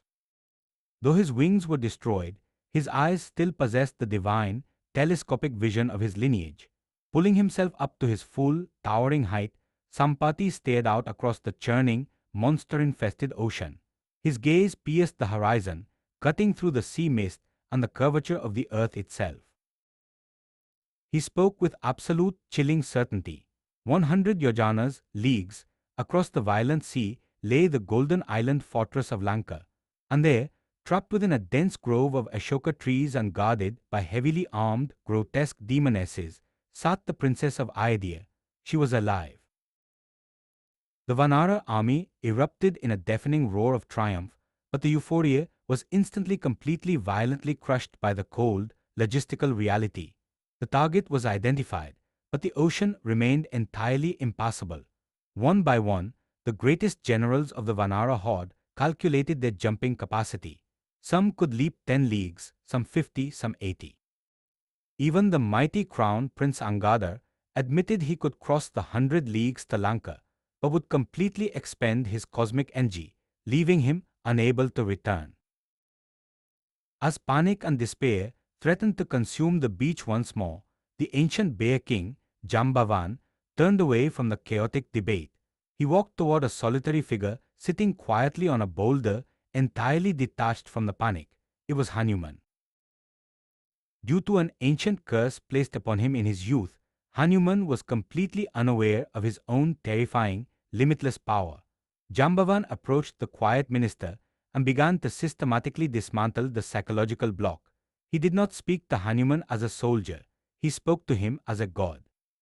Jambavan chanted the epic poetry of Hanuman's birth, of his divine father, the wind god, and of the day the infant Hanuman had leaped into the cosmos to physically consume the sun. As the ancient, hypnotic verses of his true origin washed over him, the curse shattered. The dormant, cosmic energy within Hanuman violently awoke. He stood up from the boulder, and his physical form began to terrifyingly expand. The muscles in his back coiled like massive steel cables. He grew to the size of a mountain, his golden fur glowing with the sheer, unadulterated heat of a star, his eyes burning like roaring furnaces. The ground beneath him violently cracked, and the ocean itself seemed to recoil from his radiant heat. The Kishkindha Kanda ends not with a march, but with the terrifying, majestic sound of a god preparing to launch himself into the abyss, ready to tear the sky in half. Sundara Kande. Chapter 1. Standing upon the jagged peak of Mount Mahendra, Hanuman expanded. He was no longer a minister. He was a biological siege engine, a manifestation of cosmic kinetic energy. As he prepared to leap, he drove his feet into the ancient stone. The sheer, terrifying force of his compression shattered the mountain. Boulders the size of cities crumbled, ancient trees were instantly uprooted, and subterranean rivers geysered into the air. With a concussive roar that shattered the sky, Hanuman launched himself into the stratosphere. He moved with the blinding, unstoppable velocity of a fired missile, dragging a violent slipstream of clouds, flora, and terrified mountain beasts behind him before gravity reclaimed them. He was a burning golden comet tearing through the blue abyss, the violent, monster-infested ocean churning 100 leagues below. But the cosmos does not grant passage to its greatest stronghold without a test. The first trial was not of strength, but of focus. From the crushing depths of the ocean, the golden mountain Menaka erupted to the surface, breaking the waves to offer the son of the wind a place to rest. It was a beautiful, shimmering sanctuary of blooming trees and soft peaks, a tempting reprieve in a journey of impossible physical exertion. But Hanuman recognized the trap of complacency. The mission of Rama required absolute, unbroken momentum. He did not ignore the mountain's hospitality, but neither did he yield to it. He gently brushed his hand against Menaka's golden peak in a gesture of profound respect, acknowledging the offer, and immediately accelerated past it, his focus remaining locked on the southern horizon. The second trial tested his intellect. The sky ahead suddenly darkened as Sarasa, the colossal mother of serpents, rose from the sea, her jaws unhinged, stretching miles across the horizon, forming a terrifying, inescapable barricade. She declared that the gods had granted her a boon. Anything passing this way must enter her mouth. Hanuman did not draw his weapons. He engaged in a terrifying, high-altitude game of cosmic expansion. As Sarasa widened her jaws to 10 leagues, Hanuman expanded his body to 20. She stretched to 30. He grew to 40. The terrifying escalation continued until her jaws gaped 100 leagues wide, large enough to swallow the sky. In that precise fraction of a second, Hanuman executed a masterstroke of tactical genius. He instantly shrank his colossal form to the size of a human thumb, shot into her cavernous mouth, and zipped back out before her jaws could snap shut. He had fulfilled the god's boon without sacrificing his life or momentum. Sarasa, deeply impressed by his brilliant, non-lethal deduction, blessed his journey. The final trial was one of pure, brutal lethality. Nearing the island fortress, Hanuman suddenly felt his blinding velocity violently arrested. It was not a physical barrier, it was an invisible, paralyzing grip. Looking down at the churning waters, he saw the monstrous demoness Simhika. She did not strike his body. Her dark magic had clamped onto his shadow cast upon the ocean, anchoring him midair. Opening a grotesque, cavernous maw filled with rows of jagged teeth, she prepared to drag him out of the sky and consume him. This was not a test of intellect or diplomacy. It was a kill-or-be-killed ambush. Hanuman did not resist the pull. Instead, he folded his arms and dove directly into the demoness's gaping throat. Plunging deep into her colossal body, he unleashed his lethal martial fury. With his adamantine claws, he violently tore her internal organs to shreds, severing her heart before bursting out through her back in a shower of dark, demonic blood. The shadow catcher sank beneath the waves, the ocean turning black. The gauntlet was broken. Breaking through the final bank of heavy storm clouds, Hanuman finally saw it. Resting upon the tri-peaked Tricuta mountain was Lanka. It was not a mere city. It was an impossible, sprawling metropolis of solid gold, heavily fortified by black iron walls and guarded by millions of heavily armed Rakshasas. The burning comet had reached the belly of the beast, shrinking his massive, exhausted frame to the size of an ordinary jungle cat. Hanuman slipped silently into the shadows of the shoreline, trading the deafening roar of the stratosphere for the terrifying, suffocating silence of the ultimate infiltration. Chapter 2. As the sun drowned in the western ocean, casting long, bruised shadows across the island, Hanuman prepared to breach the unbreachable. Towering before him were the massive northern gates of Lanka, forged from solid black iron and guarded by Lankini, the terrifying demonic spirit of the city itself. Sensing a foreign, divine frequency, she manifested before the tiny, feline-sized Vanara, roaring a challenge that would have shattered the courage of ordinary men. Hanuman did not draw a weapon. He simply coiled his small frame and delivered a single, calculated, devastating strike with his fist. The concussive force crumpled the colossal guardian. Coughing up dark blood, Lankini did not attack again. She bowed. She recognized the ancient prophecy: when the guardian of Lanka is felled by a monkey, the Golden Empire's doom is absolute. The gates were open. Hanuman slipped through the iron archway and stepped into a sprawling, terrifying masterpiece of cosmic theft. Lanka was not built, it was hoarded. The wide, immaculate avenues were paved with crushed crystal. The towering mansions of the Rakshasa warlords were constructed from solid gold, lapis lazuli, and intricately carved ivory. The air was thick, suffocatingly heavy with the scent of roasted meat, spilled celestial wine, and intoxicating floral perfumes. Moving silently across the rooftops, a phantom in the moonlight, Hanuman observed a society of absolute, unhinged sensory indulgence. It was an empire that had conquered the heavens only to drown in its own terrifying decadence. Guided by the sheer, magnetic concentration of dark energy, Hanuman navigated toward the absolute center of the citadel, the imperial palace of Ravana. Bypassing heavily armed sentinels and automated traps, he infiltrated the inner sanctum. The visual shock was staggering. The grand bedchamber was the size of a valley, illuminated by the cold, flawless light of embedded diamonds rather than oil lamps. Scattered across the vast, silken floors lay the spoils of Ravana's cosmic conquests. Thousands of the most beautiful women in the universe, stolen princesses, captive celestial nymphs, and daughters of gods, lay in a tangled, exhausted slumber, their bodies draped over one another in a drunken, opulent haze. The chamber smelled of crushed lotuses and the sour tang of absolute moral decay. And resting at the center of this gilded cage was the emperor of the Rakshasas himself.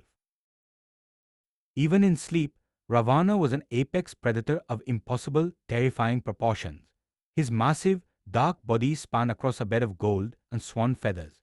His chest, rising and falling with the rhythmic breathing of a slumbering volcano, was heavily scarred by the thunderbolts of Indra and the tusks of divine elephants. He radiated a suffocating, gravitational menace. To stand in his presence, even while he slept, required a mind of absolute divine fortification. Suddenly, Hanuman's eyes locked onto a figure resting near the demon king. It was Queen Mandadari, Ravana's chief consort. Her beauty was so profound, her features so luminous, that a terrifying, electrifying thought pierced Hanuman's mind. Could this be her? Had the princess of Ayodhya, worn down by months of captivity and despair, finally succumbed to the staggering wealth and power of Lanka? Had she taken her place beside the tyrant? The momentary lapse in logic brought a flush of deep, existential shame. Hanuman instantly, violently corrected his own mind. His intellect, sharpened by the Vedas, asserted absolute control. To believe Sita could exist in this chamber of drunken decadence was a profound insult to her character. The true princess of Ayodhya would never adorn herself in jewels while her husband wore the coarse bark of an ascetic. She would not be sleeping in a bed of silk. She would be wasting away in agony, her soul tethered entirely to Rama. The woman before him was merely beautiful, Sita was divine. His absolute clarity of Dharma restored, Hanuman turned his back on the staggering wealth of the imperial palace. The object of his devotion was not to be found amidst the gold and wine. Slipping back out into the cool night air, the silent shadow turned his gaze away from the palaces, looking instead toward the dark, heavily guarded and oppressive canopy of the royal gardens, the Ashoka Grove. Chapter 3. Leaving the gilded suffocation of the imperial palace, Hanuman moved silently into the dense, shadowed canopy of the Ashoka Grove. It was a garden designed for sensory paradise, filled with blooming champaka trees, crystal-clear streams, and the haunting melodies of night birds. But the beauty was a cruel mockery. Deep within the center of the grove, beneath a massive Shinchapa tree, he finally found her. The visual confirmation was a physical blow to Hanuman's heart. The princess of Ayodhya was a shadow of her former self. She was emaciated, wearing the exact same coarse, dust-stained garment she had on the day of her abduction. Her hair was tangled into a single, uncombed braid. She was surrounded by a terrifying perimeter of grotesque Rakshasis, creatures with animal heads, single eyes, and rusted weapons, tasked with breaking her sanity. Yet, despite the physical devastation, she radiated an impenetrable, fierce spiritual gravity. She was like a bright flame trapped inside a smoky glass. Before Hanuman could calculate how to reveal himself, the nocturnal silence of the grove was violently shattered. The heavy, rhythmic sound of approaching footsteps echoed through the trees, accompanied by the hypnotic jingling of golden anklets and the suffocating scent of celestial wine. It was Ravana. The emperor of Lanka, unable to sleep, had come to claim his prize. As the massive, 10-headed warlord stepped into the clearing, the oppressive weight of his dark energy brought the demon guards to their knees. Hanuman, hidden deep in the foliage, instinctively recoiled from the sheer, radiating menace of the Titan. Ravana loomed over the frail, seated princess like a collapsing mountain, his voice dripping with a sickening blend of arrogant lust and lethal threat. He did not plead, he commanded. Ravana offered her the absolute dominion of the cosmos. He promised that the queens of Lanka, celestial nymphs, and stolen princesses would wash her feet. He mocked the ascetic Rama as a defeated, homeless wanderer who would never cross the ocean, let alone breach the iron walls of Lanka. Then, the velvet glove was violently removed, revealing the iron fist. Ravana delivered his chilling, absolute ultimatum. I grant you exactly 2 months to change your mind and ascend my golden bed. If you refuse on the final day, my cooks will drag you into the imperial kitchens, slaughter you, and serve your flesh for my morning meal. The threat of immediate, grotesque execution hung heavy in the air. But Sita did not cower. She did not weep, nor did she scream for mercy. What followed was a profound display of absolute philosophical and spiritual supremacy. Refusing to validate the emperor with direct eye contact, Sita picked up a single, fragile blade of grass from the dirt. She placed it deliberately between herself and Ravana. This barrier of grass symbolized that to her, the supreme warlord of the cosmos was as insignificant and worthless as a dried weed.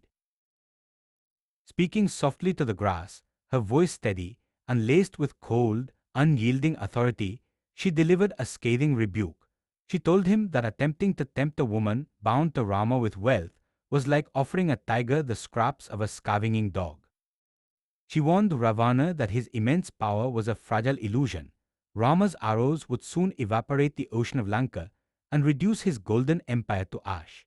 The psychological humiliation of being dismissed by a starving captive using a blade of grass struck Ravana with the concussive force of a physical blow. His eyes burned with an apocalyptic fury, and he raised a massive hand to strike her down on the spot. But his queens intervened, calming the raging emperor and leading him away. Ravana vanished into the darkness, leaving the grotesque guards to resume their psychological torture, completely unaware of the golden eyes watching from the branches above.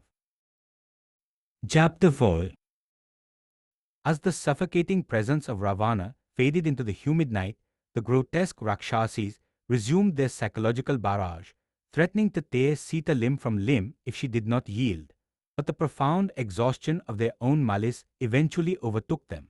One by one, the monstrous guards collapsed in the shadows, falling into a heavy, drunken slumber. The Ashoka Grove plunged into a thick, eerie silence. High above in the dense branches of the Shinshapa tree, Hanuman calculated his descent. He realized that the sudden, physical appearance of a Vanara in the heart of Lanka would immediately be perceived as another shape-shifting demonic illusion, potentially triggering a scream that would alert the sleeping guards. To bridge the terrifying gap between them, Hanuman did not use stealth, he used devotion. He remained hidden in the foliage and began to softly chant the Rama Katha, the epic history of the Ikshvaku dynasty. He sang of the great king Dasharatha, the divine birth of Rama, the banishment, the lethal annihilation of the 14,000 at Panchavati, the deception of the golden deer, and the desperate global search launched by the Vanara army. The familiar, sacred names cut through the oppressive darkness of Lanka like a blade of pure light. Sita, startled and mesmerized, looked up into the canopy, wondering if her shattered mind had finally begun to hallucinate. Recognizing her cautious wonder, Hanuman gently climbed down from the tree. Retaining his small, unassuming form, he approached the princess of Ayodhya not as a warrior, but as a humble devotee. Falling to his knees, he pressed his folded hands to his forehead and introduced himself as the minister of Sugriva and the sworn messenger of Rama. To instantly obliterate any lingering suspicion of dark magic, Hanuman reached into his fur and produced the imperial signet ring. The moment the golden band, intricately engraved with the seal of Rama, caught the moonlight, the stoic armor of the princess completely shattered. Sita took the ring with trembling hands and pressed it to her eyes, unleashing a torrent of tears. For the first time in nearly a year, she held a tangible, physical piece of her husband. The ring was not just gold, it was absolute, undeniable proof that Rama was alive, that he was searching, and that he had not abandoned her to the darkness. Deeply moved by her agonizing sorrow, Hanuman made a desperate, breathtaking offer. He told Sita that she did not have to wait for the army. He offered to expand his body to colossal proportions right there in the grove. "Climb onto my shoulders," he urged, "and I will leap across the ocean tonight, returning you to Rama before the sun rises." It was a physical solution to an unbearable torment, but Sita, anchored by an unyielding grasp of Dharma, gently refused. Her rejection was a masterclass in honor and cosmic law. She explained that for a thief to steal her away in secret, and for a Vanara to smuggle her back in the dark, would be an ultimate, permanent insult to the martial glory of the Ikshvaku lineage. Rama, she declared, must cross the ocean himself. He must shatter the gates of Lanka, annihilate Ravana in open combat, and reclaim her in the full light of day to restore the cosmic order. To validate Hanuman's incredible journey and to provide Rama with undeniable proof of her survival, Sita reached into the folds of her coarse, frayed garment. She untied a hidden knot and produced the Chudamani, a radiant, divine hair ornament gifted to her by her father. She placed the glowing jewel into Hanuman's hands. Alongside the physical token, she entrusted him with a deeply intimate memory, the story of a crow in Chitrakoot, a secret known only to her and her husband. Holding the jewel that carried the very soul of his queen, Hanuman bowed until his forehead touched the dust, his diplomatic mission flawlessly complete. Chapter 5. With the Chudamani safely secured, Hanuman's mission of espionage was technically complete, but his tactical mind recognized a critical missed opportunity. He had assessed Lanka's architecture and gathered intelligence on the captive, but he had not tested its military response. To gauge the sheer kinetic force of Ravana's elite forces, Hanuman decided to intentionally provoke a massive, violent confrontation. He transformed from a silent messenger into a weapon of mass destruction. Expanding his body into a towering, terrifying juggernaut, he unleashed absolute, unadulterated chaos upon the Ashoka Grove.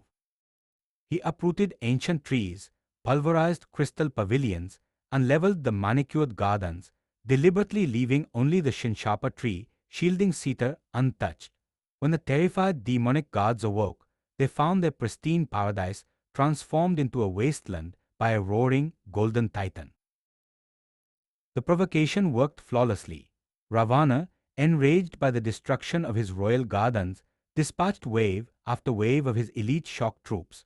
Hanuman slaughtered them with terrifying, effortless brutality, using uprooted trees and massive iron pillars as crude, devastating clubs. When Ravana's youngest son, the fierce Prince Akshyakumara, charged into the fray in a flying chariot, Hanuman crushed him and his celestial steeds into the dirt in a matter of seconds. The staggering casualty reports forced Ravana to deploy his ultimate weapon, Crown Prince Indrajit, the conqueror of the heavens. Indrajit, realizing standard celestial weapons were completely useless against the Vanara, invoked the Brahmastra, the supreme cosmic weapon of Lord Rama. Out of profound respect for the Creator, Hanuman did not resist. He allowed the blazing weapon to bind him, intentionally offering himself as a captive so he could finally look the Emperor of Lanka in the eye. Dragged in heavy iron chains into the staggering, opulent throne room, Hanuman stood before Ravana. He did not bow. Instead, speaking with the booming, unyielding authority of a divine envoy, he delivered a fearless lecture on Dharma. He warned Ravana that his dark empire was on the precipice of absolute annihilation and demanded the immediate release of the princess of Ayodhya. Ravana's towering pride violently ruptured. He commanded his guards to execute the monkey on the spot, but Ravana's righteous brother, Vibhishana, intervened, citing the ancient, unbreakable laws of statecraft. An envoy cannot be killed. Denied an execution, Ravana opted for cruel, psychological humiliation. He ordered his guards to wrap the Vanara's tail in oil-soaked rags and set it on fire, intending to parade him through the streets of Lanka as a burning spectacle.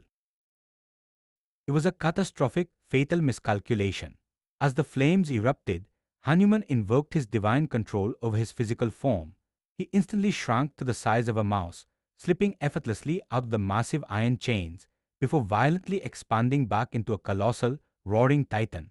He leaped onto the roof of the imperial palace, his blazing tail now a localized, uncontrollable inferno. Moving with blinding, apocalyptic velocity, Hanuman bounded from mansion to mansion, deliberately whipping his burning tail across the crystal and lapis lazuli rooftops. The oil of the Rakshasas fueled the divine fire of the Vanara. Within an hour, the golden fortress of Lanka was a raging, apocalyptic sea of fire. Towers collapsed in showers of molten gold, and the arrogant, untouchable metropolis was reduced to choking ash and screaming panic. Assuring himself from a distance that the Ashoka Grove remained entirely untouched by the inferno, Hanuman leaped from the burning city and plunged his blazing tail into the churning waters of the southern ocean. The reconnaissance mission was complete. the physical war had unofficially begun. Launching himself from Mount Arishta, he tore back across the stratosphere, a triumphant golden comet returning to the northern shore. As he crashed down onto the beaches of Mahendra Mountain, shattering the earth with his landing, he was swarmed by Crown Prince Angada, Jambavan, and the starving, desperate Vanara legion. Hanuman did not offer a long, dramatic narrative. He simply held up the radiant Chudamani and delivered the two most beautiful, earth-shattering words the army had ever heard, seen Sita. Yuddha Kanda. Chapter 1. The roar of the Vanara horde was finally silenced by the deafening, eternal crash of the southern ocean.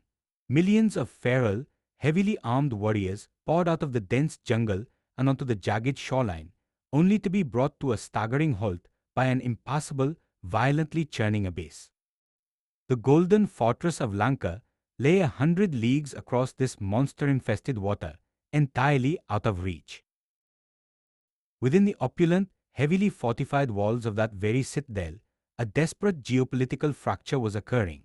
Vibhishana, the righteous brother of Emperor Ravana, stood alone in the imperial court.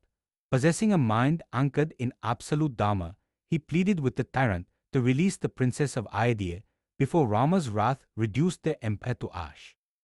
But Ravana, completely blinded by his terrifying arrogance and intoxicated by power, did not listen. Instead, he violently kicked his brother from the throne, branding him a coward and a traitor. Recognizing that Lanka was now officially a doomed city, Vibhishana, accompanied by 4 loyal ministers, launched himself into the sky, crossing the ocean to seek refuge with the enemy. When the massive, dark-skinned Rakshasa landed on the northern beach, the Vanara camp erupted in sheer panic. Emperor Sugriva and his generals immediately demanded the execution of the defector, convinced he was a heavily armed spy sent by Ravana to assassinate their high command. But Rama, sitting calmly upon the sand, silenced the roaring war council. He delivered a profound, earth-shattering declaration of supreme asylum that transcended species and geopolitics. He stated with absolute finality that if a being approaches in complete surrender, seeking refuge, he will grant them sanctuary, even if that being were Ravana himself. Vibhishana fell to his knees in the sand, swearing his absolute loyalty, and was immediately crowned by Rama as the future emperor of Lanka, a powerful psychological strike against the current regime. Yet the ocean remained a formidable, impassable wall of dark water. Following ancient Vedic protocols, Rama sat on a bed of sacred dabha grass, fasting and praying to the sea god to grant them a shallow passage. For 3 agonizing days, the Prince of Ayodhya waited. The ocean remained entirely indifferent, its violent waves crashing mockingly against the shore. The stoic patience of the Ikshvaku prince violently fractured. Rama rose, his eyes burning with a terrifying, apocalyptic fury. Declaring that the cosmos mistakes gentleness for cowardice, he drew the great bow of Vishnu. He knocked a celestial arrow, radiating the searing heat of a dying star, and threatened to systematically evaporate the entire southern ocean, boiling its monstrous inhabitants alive and turning the abyss into a scorched desert. As the sky turned the color of blood and the waters began to violently boil and recede, the sea god erupted from the waves in sheer, unadulterated terror. Bowing before the blinding wrath of the prince, the deity explained he could not break his own physical laws to part the waters, but he offered a miraculous architectural solution. Within the Vanara ranks were 2 divine engineers, Nala and Nila. Due to an ancient blessing, any stone they touched would permanently defy gravity and float upon the water. The command was given. The cinematic scale of the mobilization was staggering. Millions of Vanaras surged back into the mountains. They violently uprooted ancient, colossal trees and tore massive boulders from the earth's crust, hurling them toward the shoreline. Nala and Nila orchestrated the chaos, catching the multi-ton debris and casting it into the churning sea. The stones did not sink, they locked together, forming a solid floating foundation. For 5 days, the sky was black with falling mountains. Slowly, methodically, A colossal, jagged highway of rock and timber began to tear its way across the violent ocean. The impossible bridge was forged. The Vanara army did not swim, they marched. The invasion of Lanka had begun. Chapter 2. The vanguard of the Vanara horde poured off the floating bridge and onto the cursed black sands of Lanka like a tidal wave of fear and fury. Towering before them were the impenetrable, iron-forged walls of the demonic capital, a terrifying monument to Ravana's absolute cosmic supremacy. But the feral army did not pause to marvel. Led by the roaring crown, Prince Angada, and the towering Hanuman, millions of warriors threw themselves against the fortifications. The siege of Lanka began not with the elegant clash of chariots, but with brutal, unadulterated carnage. The Rakshasas, heavily armored and armed with massive steel maces and poisoned spears, clashed with Vanaras wielding uprooted mountains, shattered tree trunks, and their bare, adamantine fangs. The trenches outside the city gates instantly turned into a grotesque swamp of crushed bone and dark, demonic blood. For the first time in the history of the cosmos, the invincible shock troops of Lanka were being pushed back. The sheer kinetic, feral power of the Vanaras was overwhelming the disciplined ranks of the Rakshasa infantry. Realizing the ground war was rapidly collapsing, Ravana deployed his ultimate tactical asset, his eldest son, Crown Prince Indrajit. The conqueror of heaven did not march onto the battlefield, he transcended it. Possessing a terrifying mastery of dark, atmospheric magic, Indrajit launched his chariot into the sky and vanished entirely into the heavy storm clouds. The warfare violently shifted from a bloody, grounded melee into absolute, unseen cosmic horror. The Vanara army could not fight what they could not see. From the absolute invisibility of the clouded stratosphere, Indrajit rained down a devastating, localized hurricane of celestial arrows. Thousands of Vanaras were pinned to the earth, screaming in terror as they were slaughtered by an enemy that did not physically exist on the battlefield. Recognizing that the feral army was anchored entirely by the divine presence of the Ikshvaku princes, Indrajit bypassed the generals and targeted the high command. Murmuring an ancient, forbidden mantra, the invisible warlord drew the Naga Pasha, the terrifying, cosmic serpent noose. He fired the weapon not to pierce flesh, but to bind reality. The sky above Rama and Lakshmana suddenly fractured, raining down millions of spectral, venomous serpents. The magical vipers bypassed their armor, coiling violently around the brothers' limbs, throats, and torsos, their fangs sinking deep into divine flesh. The absolute, paralyzing venom of the Nagapasha achieved the impossible. Rama and Lakshmana, the invincible slayers of the 14,000 at Panchavati, collapsed violently into the blood-soaked dirt.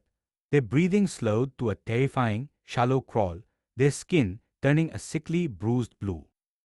The sight of the supreme commanders falling paralyzed sent a shockwave of absolute, world-ending despair through the Vanara ranks. Emperor Sugriva wept openly, and even the stoic Vibhishana was paralyzed by the realization that the war had seemingly ended in a matter of minutes. Indrajit, his cruel laughter echoing from the invisible heights, turned his chariot back to the golden citadel to announce his absolute victory. As the Vanaras huddled around the fallen princes in the suffocating darkness, the atmospheric pressure violently shifted. The wind suddenly smelled of pure ozone and blinding celestial fire. The thick, oppressive clouds of Indrajit's dark magic were physically ripped apart. From the highest reaches of the cosmos descended Yuddha, the colossal, divine eagle mount of Lord Vishnu. He did not attack the city. His sheer, majestic presence was the weapon. He radiated a blinding, golden light that turned night into day. The moment the shadow of Yuddha's massive wings swept over the battlefield, the Nagapasha violently dissolved. The millions of spectral serpents, terrified by their absolute apex predator, instantly vaporized into ash. As the divine eagle landed gracefully beside the princes, his celestial aura instantly purged the paralyzing venom from their blood. Yuddha gently touched their faces, healing their wounds completely, before launching back into the stratosphere as swiftly as he had arrived. Rama and Lakshmana rose from the dust, their eyes burning with a renewed, cold lethality. The brief, terrifying illusion of a demonic victory was shattered. The invasion was far from over. Chapter 3.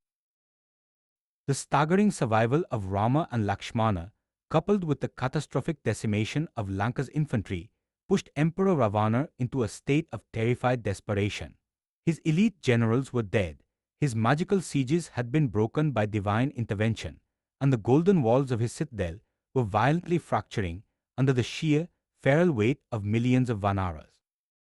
Stripped of conventional military options, the tyrant descended into the darkest, most heavily fortified subterranean vault of the empire to unleash his ultimate biological weapon, his younger brother Kumbhakarna.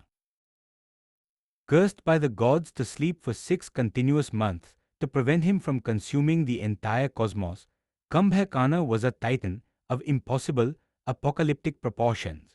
His body was a landscape of jagged muscle and dark armor. To enter his cavern was to step into a localized hurricane.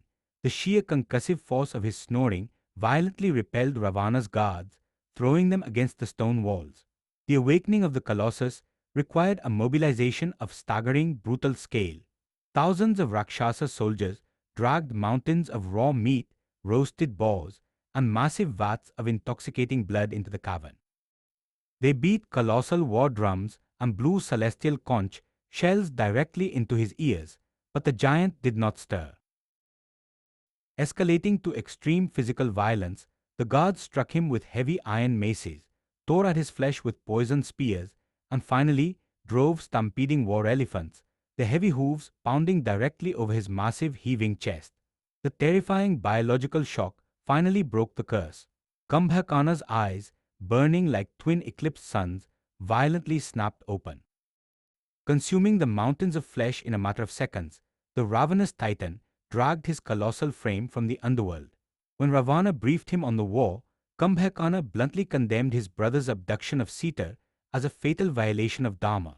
Yet, bound by the absolute loyalty of blood, the titan lifted his devastating iron pike and marched toward the northern gates.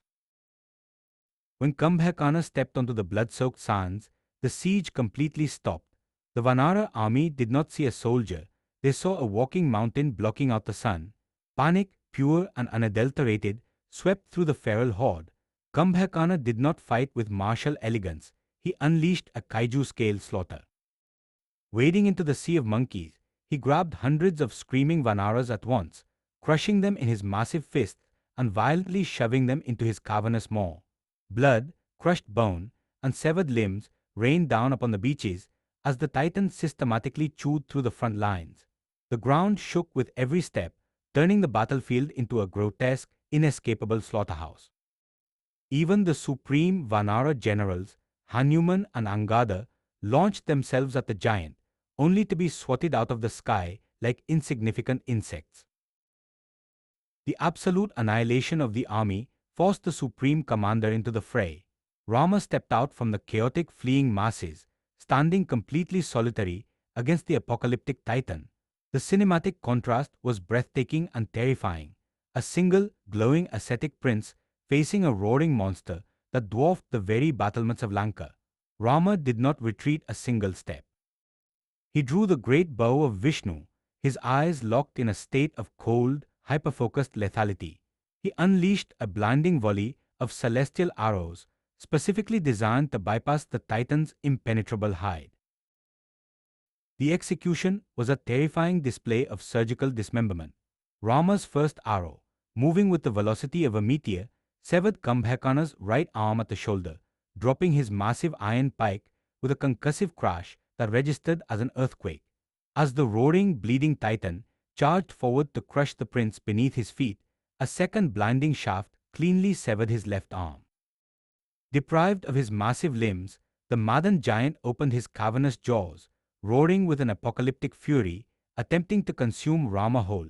The Prince of Ayodhya calmly anchored his stance and invoked the Indrastra, the supreme weapon, radiating the absolute, searing heat of a localized supernova, tore through the sky and struck the titan's neck. Kumbhakarna's colossal head was violently severed from his torso, crashing heavily into the golden walls of Lanka and shattering the battlements, while his mountainous, headless body toppled backward, plunging into the violently churning depths of the southern ocean.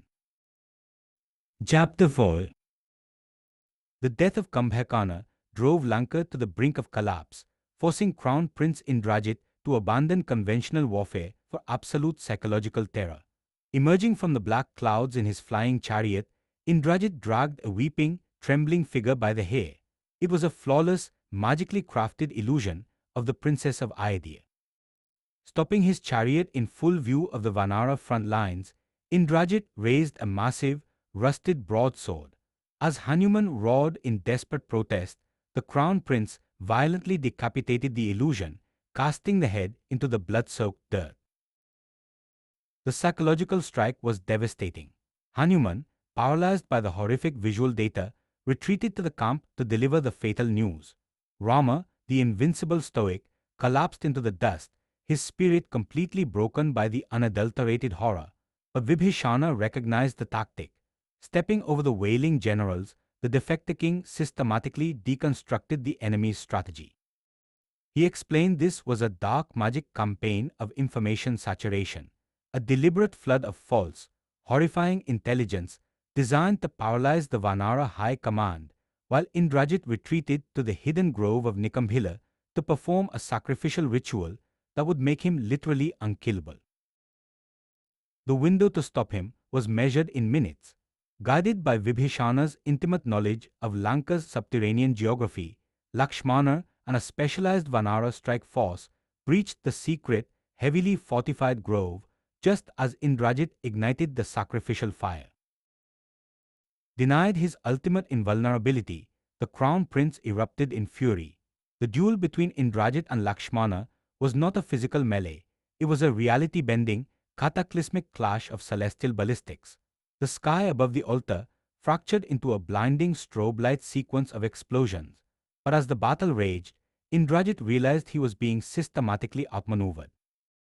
In a final, desperate act of malice, he invoked the Shakti, a terrifying, unstoppable spear of concentrated cosmic energy granted by Lord Rama. Moving with the blinding velocity of light, the weapon bypassed Lakshmana's defenses and buried itself deep into his chest. The prince crashed to the stone floor, his pulse fading into a fatal, inescapable coma. The Vanara medic, Sashina, delivered a chilling prognosis. Lakshmana would be permanently dead by sunrise. His only salvation lay thousands of miles away, deep within the frozen peaks of the Himalayas, where the bioluminescent Sanjeevani herb grew upon Mount Dronagiri. There was no time for a council. Hanuman expanded his massive, feral frame and launched himself straight up, breaking the sound barrier and tearing across the curvature of the earth. Reaching the glacial peaks, he plunged into the freezing valleys. But the dark magic of the mountain actively concealed the herb, masking the specific luminescent signature Hanuman sought. Watching the horizon begin to bleed with the warm hues of impending dawn, Hanuman refused to accept defeat. He drove his adamantine hands deep into the bedrock of the earth. With a concussive roar that triggered massive avalanches, he violently ripped the entire glowing peak of Dronagiri from the tectonic crust. The visual of the return flight was one of the most breathtaking of the epic, a colossal Vanara tearing through the night sky, carrying a massive, glowing mountain that trailed luminescent debris across the stars. Crashing back into the besieged camp, Hanuman slammed the mountain into the dirt. Sashina immediately identified the glowing root, crushing it and pressing the radiant sap to Lakshmana's lips. The cosmic energy surged through the prince's veins, and his fatal wound was completely purged. Denying himself a moment of recovery, Lakshmana grabbed his great bow and tracked the fleeing Indrajit through the ruins of Lanka. Cornering the crown prince against the shattered walls of his citadel, Lakshmana drew the Indrastra, infused it with the absolute power of his unbroken ascetic vows, and fired. The arrow tore through the heavy air, cleanly severing Indrajit's head, bringing the greatest magical warlord of the cosmos to a brutal, permanent end. Chapter 5. The annihilation of Crown Prince Indrajit severed the final artery of the demonic empire. Stripped of his invincible sons, colossal brothers, and millions of shock troops, Emperor Ravana was completely isolated. The golden citadel of Lanka was reduced to an apocalyptic wasteland.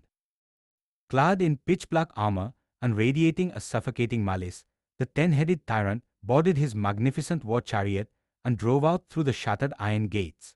The sky darkened, the ocean violently recoiled, and the earth groaned under the sheer weight of the supreme warlord stepping onto the blood-soaked battlefield to personally execute the end of the world. The final duel between Rama and Ravana was not a mere physical melee. It was a reality-warping clash of cosmic forces that threatened to tear the fabric of the universe apart. For 7 days, the two warriors exchanged a terrifying barrage of celestial ballistics. When Ravana fired arrows of suffocating darkness, Rama countered with shafts of blinding solar radiation. When the tyrant invoked serpentine missiles, the Prince of Ayodhya unleashed golden eagles of fire to consume them. The concussive shockwaves of their colliding weapons leveled mountains and evaporated localized sections of the sea. But Ravana's biological resilience was a terrifying anomaly. Every time Rama's precision archery severed one of the tyrant's 10 heads, dark magic instantly regenerated it in a fountain of blood. As the grueling marathon of combat dragged on, a creeping exhaustion began to paralyze Rama's mortal frame. Recognizing the prince's waning stamina, the sage Agastya materialized on the battlefield. He imparted the Aditya Hrudayam, the supreme hymn to the sun god. As Rama chanted the ancient verses, drawing the raw energy of the sun into his veins, his eyes turned into roaring furnaces of divine light. His fatigue completely evaporated. Anchoring his stance in the ash-choked dirt, Rama invoked the ultimate weapon of the cosmos, the Brahmastra. Infused with the unyielding power of his Dharma, the glowing missile tore through the heavy air with the blinding velocity of a meteor. It bypassed Ravana's regenerating heads and struck him directly in the center of his chest, shattering his armor and incinerating his heart. The Emperor of Lanka crashed into the dust, his oppressive reign of terror permanently extinguished. The deafening roar of the war was instantly replaced by a heavy silence, but the anticipated reunion was violently subverted by the cold, crushing reality of ancient statecraft. When the Princess of Ayodhya was finally brought before her husband, Rama did not embrace her. Standing before millions of assembled Vanaras, he spoke not as a husband, but as a rigid sovereign. Bound by the brutal, patriarchal expectations of an empire that would forever question her purity after months in a demon's palace, Rama publicly rejected her, stating his war was fought strictly to restore his lineage's honor, not to reclaim a tainted wife.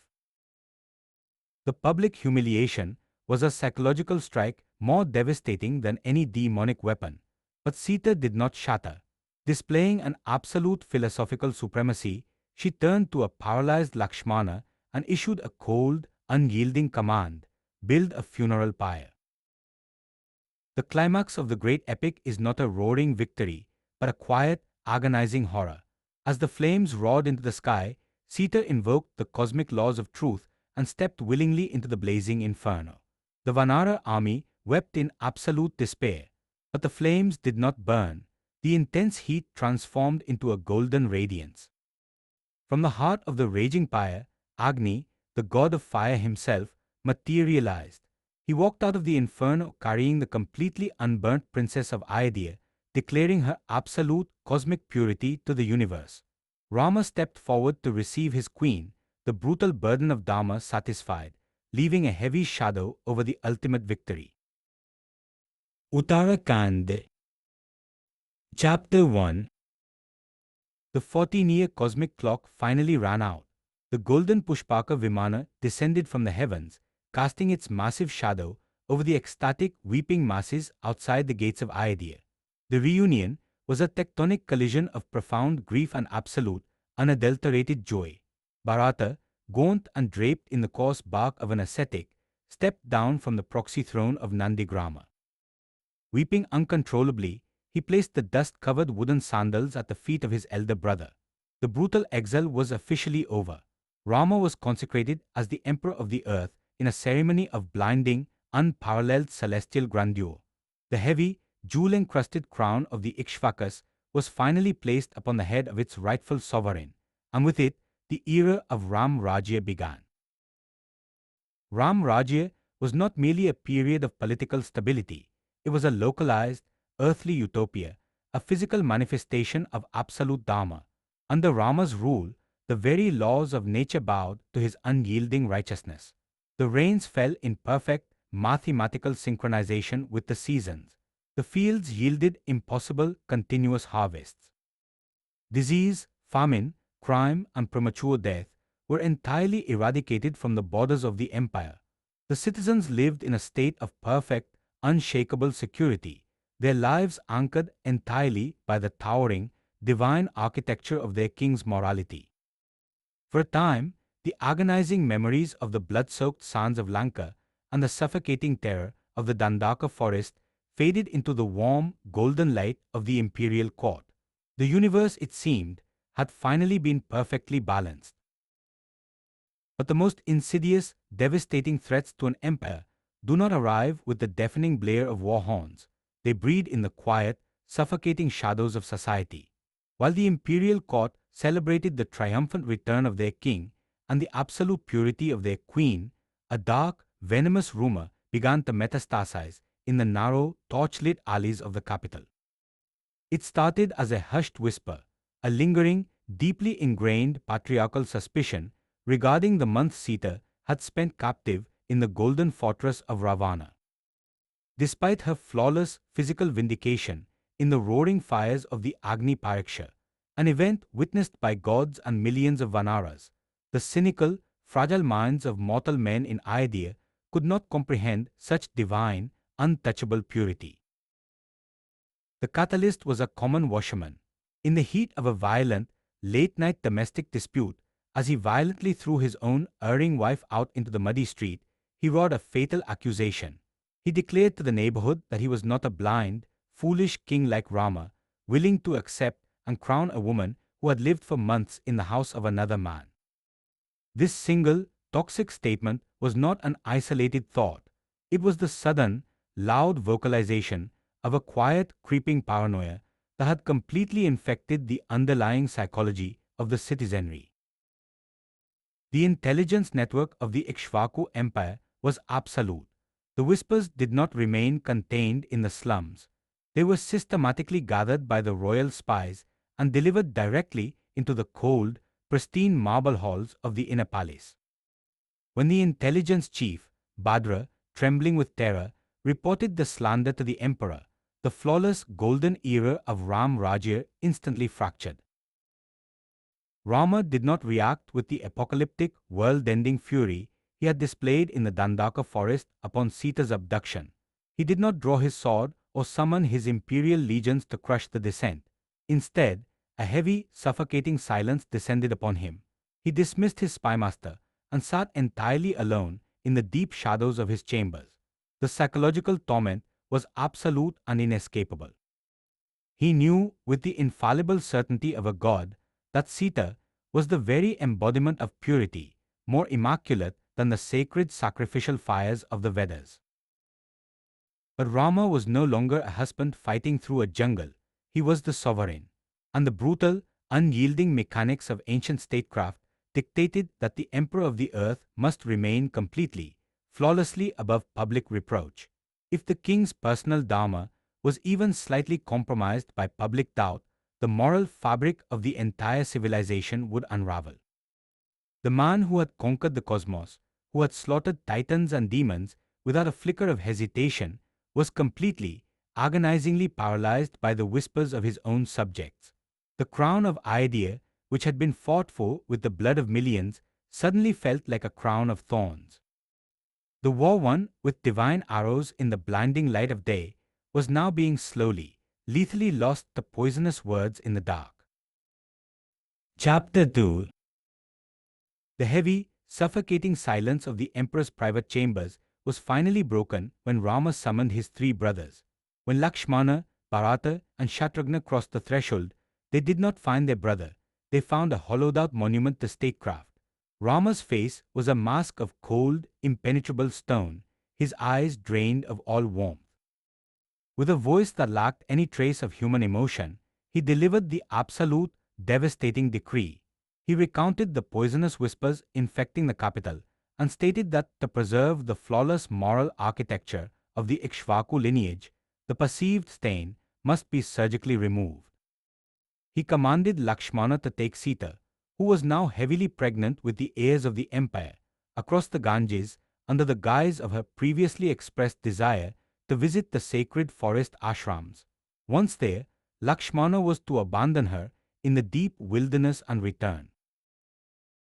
The command struck the brothers with the concussive force of a physical blow.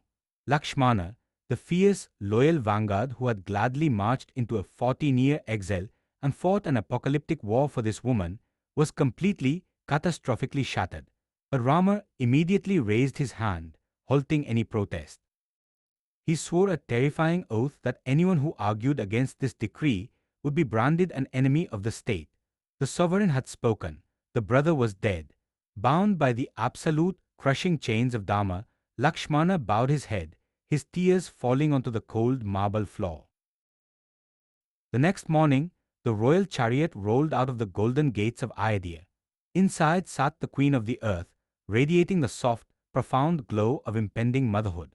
Completely oblivious to the political execution that had been ordered in the dark, Sita was ecstatic, believing Rama was simply indulging her deep spiritual yearning to offer prayers at the hermitages of the ancient sages. The chariot tore through the countryside, but the atmosphere inside was a suffocating, agonizing paradox. While Sita spoke joyfully of the ritual she would perform, Lakshmana sat completely paralyzed, his knuckles white as he gripped the chariot rails, staring blankly ahead, drowning in a sea of absolute, unspeakable dread. Reaching the banks of the Ganges, they abandoned the chariot and boarded a small wooden boat to cross the sacred river. As they stepped onto the opposite shore, a dense, untamed, and deeply isolating stretch of wilderness, the psychological dam within Lakshmana finally, violently ruptured. The invincible warrior prince, who had stood unflinching before the apocalyptic magic of Indrajit, collapsed into the mud. He threw himself at Sita's feet, weeping with a fierce, agonizing hysteria.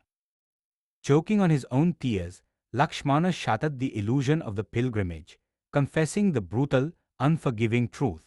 The emperor had banished her forever to appease the paranoid whispers of the state. The revelation was a world-ending psychological strike. For a moment, Sita simply stood frozen on the riverbank, the devastating reality of her abandonment crashing over her. But the princess of Mithila did not shatter. In a display of supreme, almost terrifying philosophical fortitude, she did not scream. She did not curse the citizens of Ayodhya, nor did she curse the husband who had just sentenced her to die in the wild. Instead, she looked down at the weeping Lakshmana with eyes of deep, boundless compassion. She understood the brutal calculus of kingship better than anyone. She instructed Lakshmana to return to the capital and deliver her final, absolute message to the emperor. She told him to tell Rama that while he had abandoned his wife to appease the world, he must never, under any circumstance, abandon his dharma or his citizens. Her personal devastation was irrelevant compared to the stability of the realm. Unable to bear the unbearable, Lakshmana boarded the boat, leaving the pregnant queen of the earth completely alone on the desolate, darkening shore. As the boat drifted away, Sita finally allowed herself to weep, her cries echoing through the ancient timber. But the cosmos does not abandon its own. Drawn by the profound, spiritual sorrow radiating from the riverbank, the ancient, revered sage Valmiki emerged from the deep foliage. Recognizing the divine, pure soul before him, the sage offered her absolute sanctuary in his ashram, providing a quiet, hidden refuge for the exiled queen to safely birth the future of the empire. Chapter 3. Deep within the protective, spiritual perimeter of Sage Valmiki's ashram, the agonizing passage of time was marked not by the turning of imperial years, but by the quiet, steady rhythm of the forest. There, completely severed from the sprawling opulence of Ayodhya, the exiled queen of the earth gave birth to twin sons, Love and Kush. Raised under the vast, ancient canopy, the boys grew up entirely ignorant of their imperial lineage. They wore the coarse bark of ascetics and matted their hair with tree sap, yet the unmistakable, terrifying biology of the Ikshvaku dynasty pulsed fiercely in their veins. They moved with the fluid, lethal grace of apex predators, possessing an innate martial supremacy that rivaled the gods. Recognizing the raw, concentrated cosmic energy contained within the twins, Sage Valmiki became their supreme architect. He did not merely teach them the intricate, unyielding philosophies of the Vedas. He trained them in the devastating science of celestial archery. But Valmiki's greatest transmission was a masterpiece of poetic and spiritual architecture. Having witnessed the absolute totality of the cosmic war, the sage composed the Ramayana, a sprawling, deeply emotional epic documenting the tragic, glorious history of Rama. He taught the boys to sing the thousands of verses, setting the heavy, complex poetry to the haunting, ethereal strings of the lute. Years later, the capital of Ayodhya prepared for a spectacle of unmatched geopolitical and spiritual magnitude. Emperor Rama, whose outward rule remained a flawless manifestation of Dharma, was inwardly a man composed of cold, drifting ash. To assert the absolute, unchallenged dominance of the empire, he initiated the Ashvamedha Yajna, the grand horse sacrifice. The cosmic ritual strictly required the physical presence of the queen, but Rama flatly refused the war council's desperate pleas to take a second wife. Instead, in a breathtaking, agonizing display of eternal devotion, he commanded the royal artisans to forge a life-size statue of Sita from pure, solid gold, placing the metallic effigy beside him on the imperial dais to fulfill the ritual mandate. The sacrifice drew kings, warlords, and ascetics from the furthest edges of the known world, transforming Ayodhya into a bustling epicenter of the cosmos. Amidst the deafening roar of the imperial assembly, two young, glowing ascetics stepped into the royal court. They carried simple wooden lutes, their faces radiant with the untainted light of the wilderness. Standing before the massive, heavily armed assembly, Love and Kush anchored their stance and struck the strings. The first resonant chord violently silenced the court. As the twins began to sing, the sheer, melancholic beauty of their voices paralyzed the entire imperial apparatus. The music did not just fill the physical space, it hijacked the emotional architecture of every soul present. They sang of the birth of the princes, the shattering of Shiva's bow in Mithila, the dark whisper in the Kopa Bhavan, the agonizing banishment, the abduction, and the apocalyptic war in Lanka. They sang the brutal, devastating history of Ayodhya with the fierce, passionate innocence of children reciting scripture, completely unaware that the tragic, broken king in their song was sitting mere feet away from them on the golden throne. As the haunting, melodic verses washed over the assembly, Emperor Rama sat utterly mesmerized, tears streaming openly down his stoic face. He looked down from the high dais at the two feral, forest-born boys. Beneath the matted hair and the coarse ascetic bark, he saw the unmistakable, piercing eyes of the Ikshvaku line. He saw the exact, terrifying martial posture he himself had possessed in his youth. The Emperor of the Earth realized, with a sudden, world-altering clarity, that he was not merely listening to an epic poem. He was looking at his own flesh and blood. The ghosts of the Dandaka forest had marched directly into the heart of his empire, bringing the tragic legacy of his fractured family back to life. Chapter 4. The staggering revelation that the feral singing twins were the heirs to the empire forced the hand of the sovereign. The tragic, unresolved trauma of the royal family was now laid bare before the assembled cosmos. Emperor Rama, his heart desperately yearning to reclaim his family, dispatched an imperial envoy to the ashram of Sage Valmiki. The message was an agonizing paradox of profound love and brutal statecraft.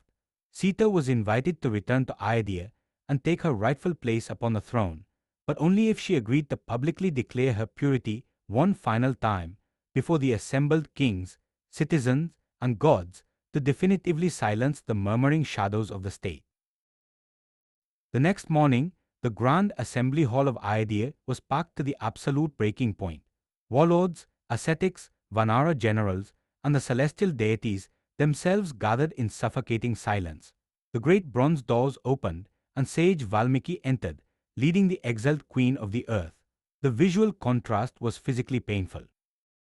While the emperor sat beside a flawless, glittering statue of her forged from solid gold, an idol the empire worshipped, the living, breathing Sita walked in clothed in the coarse, dust-stained bark of an ascetic, her eyes cast downward, radiating a heavy, profound sorrow. Valmiki, his voice echoing with the authority of the Vedas, addressed the emperor. The sage swore upon his thousands of years of terrifying, absolute penance that Sita was pure, and that the twins were the lawful blood of the Ikshvakas. Rama, his voice thick with suppressed agony, responded. He declared his complete, unwavering faith in the sage's words, but reiterated the crushing burden of his crown. The public demanded a vow. Hearing this, Sita finally lifted her gaze.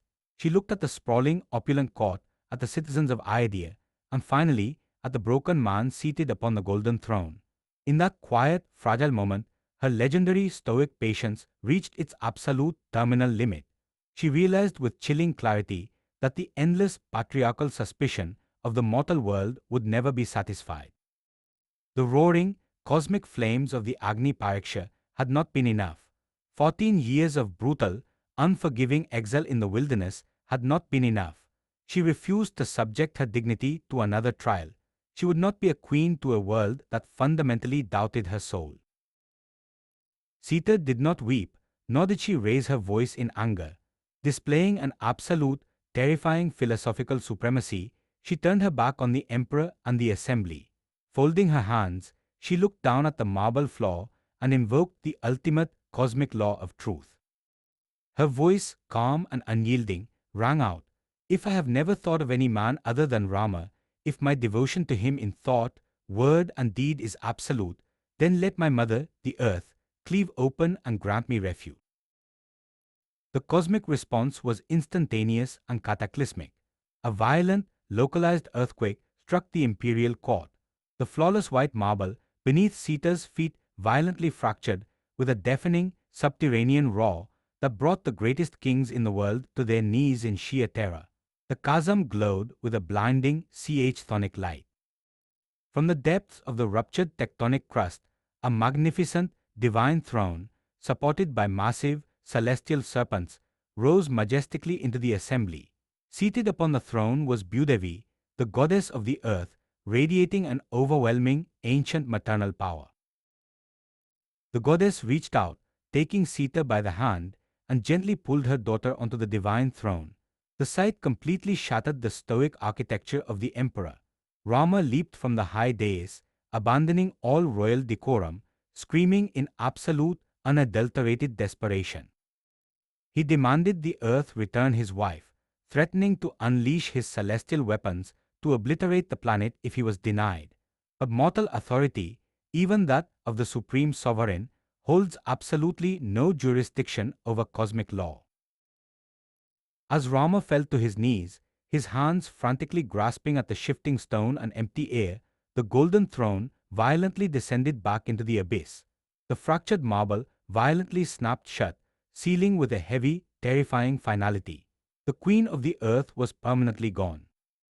The assembly was left in a state of paralyzed, weeping horror, watching the invincible emperor of the earth, the man who had defeated the greatest evils in the cosmos, sobbing uncontrollably in the dust, the ultimate, devastating price of his flawless empire, finally paid in full.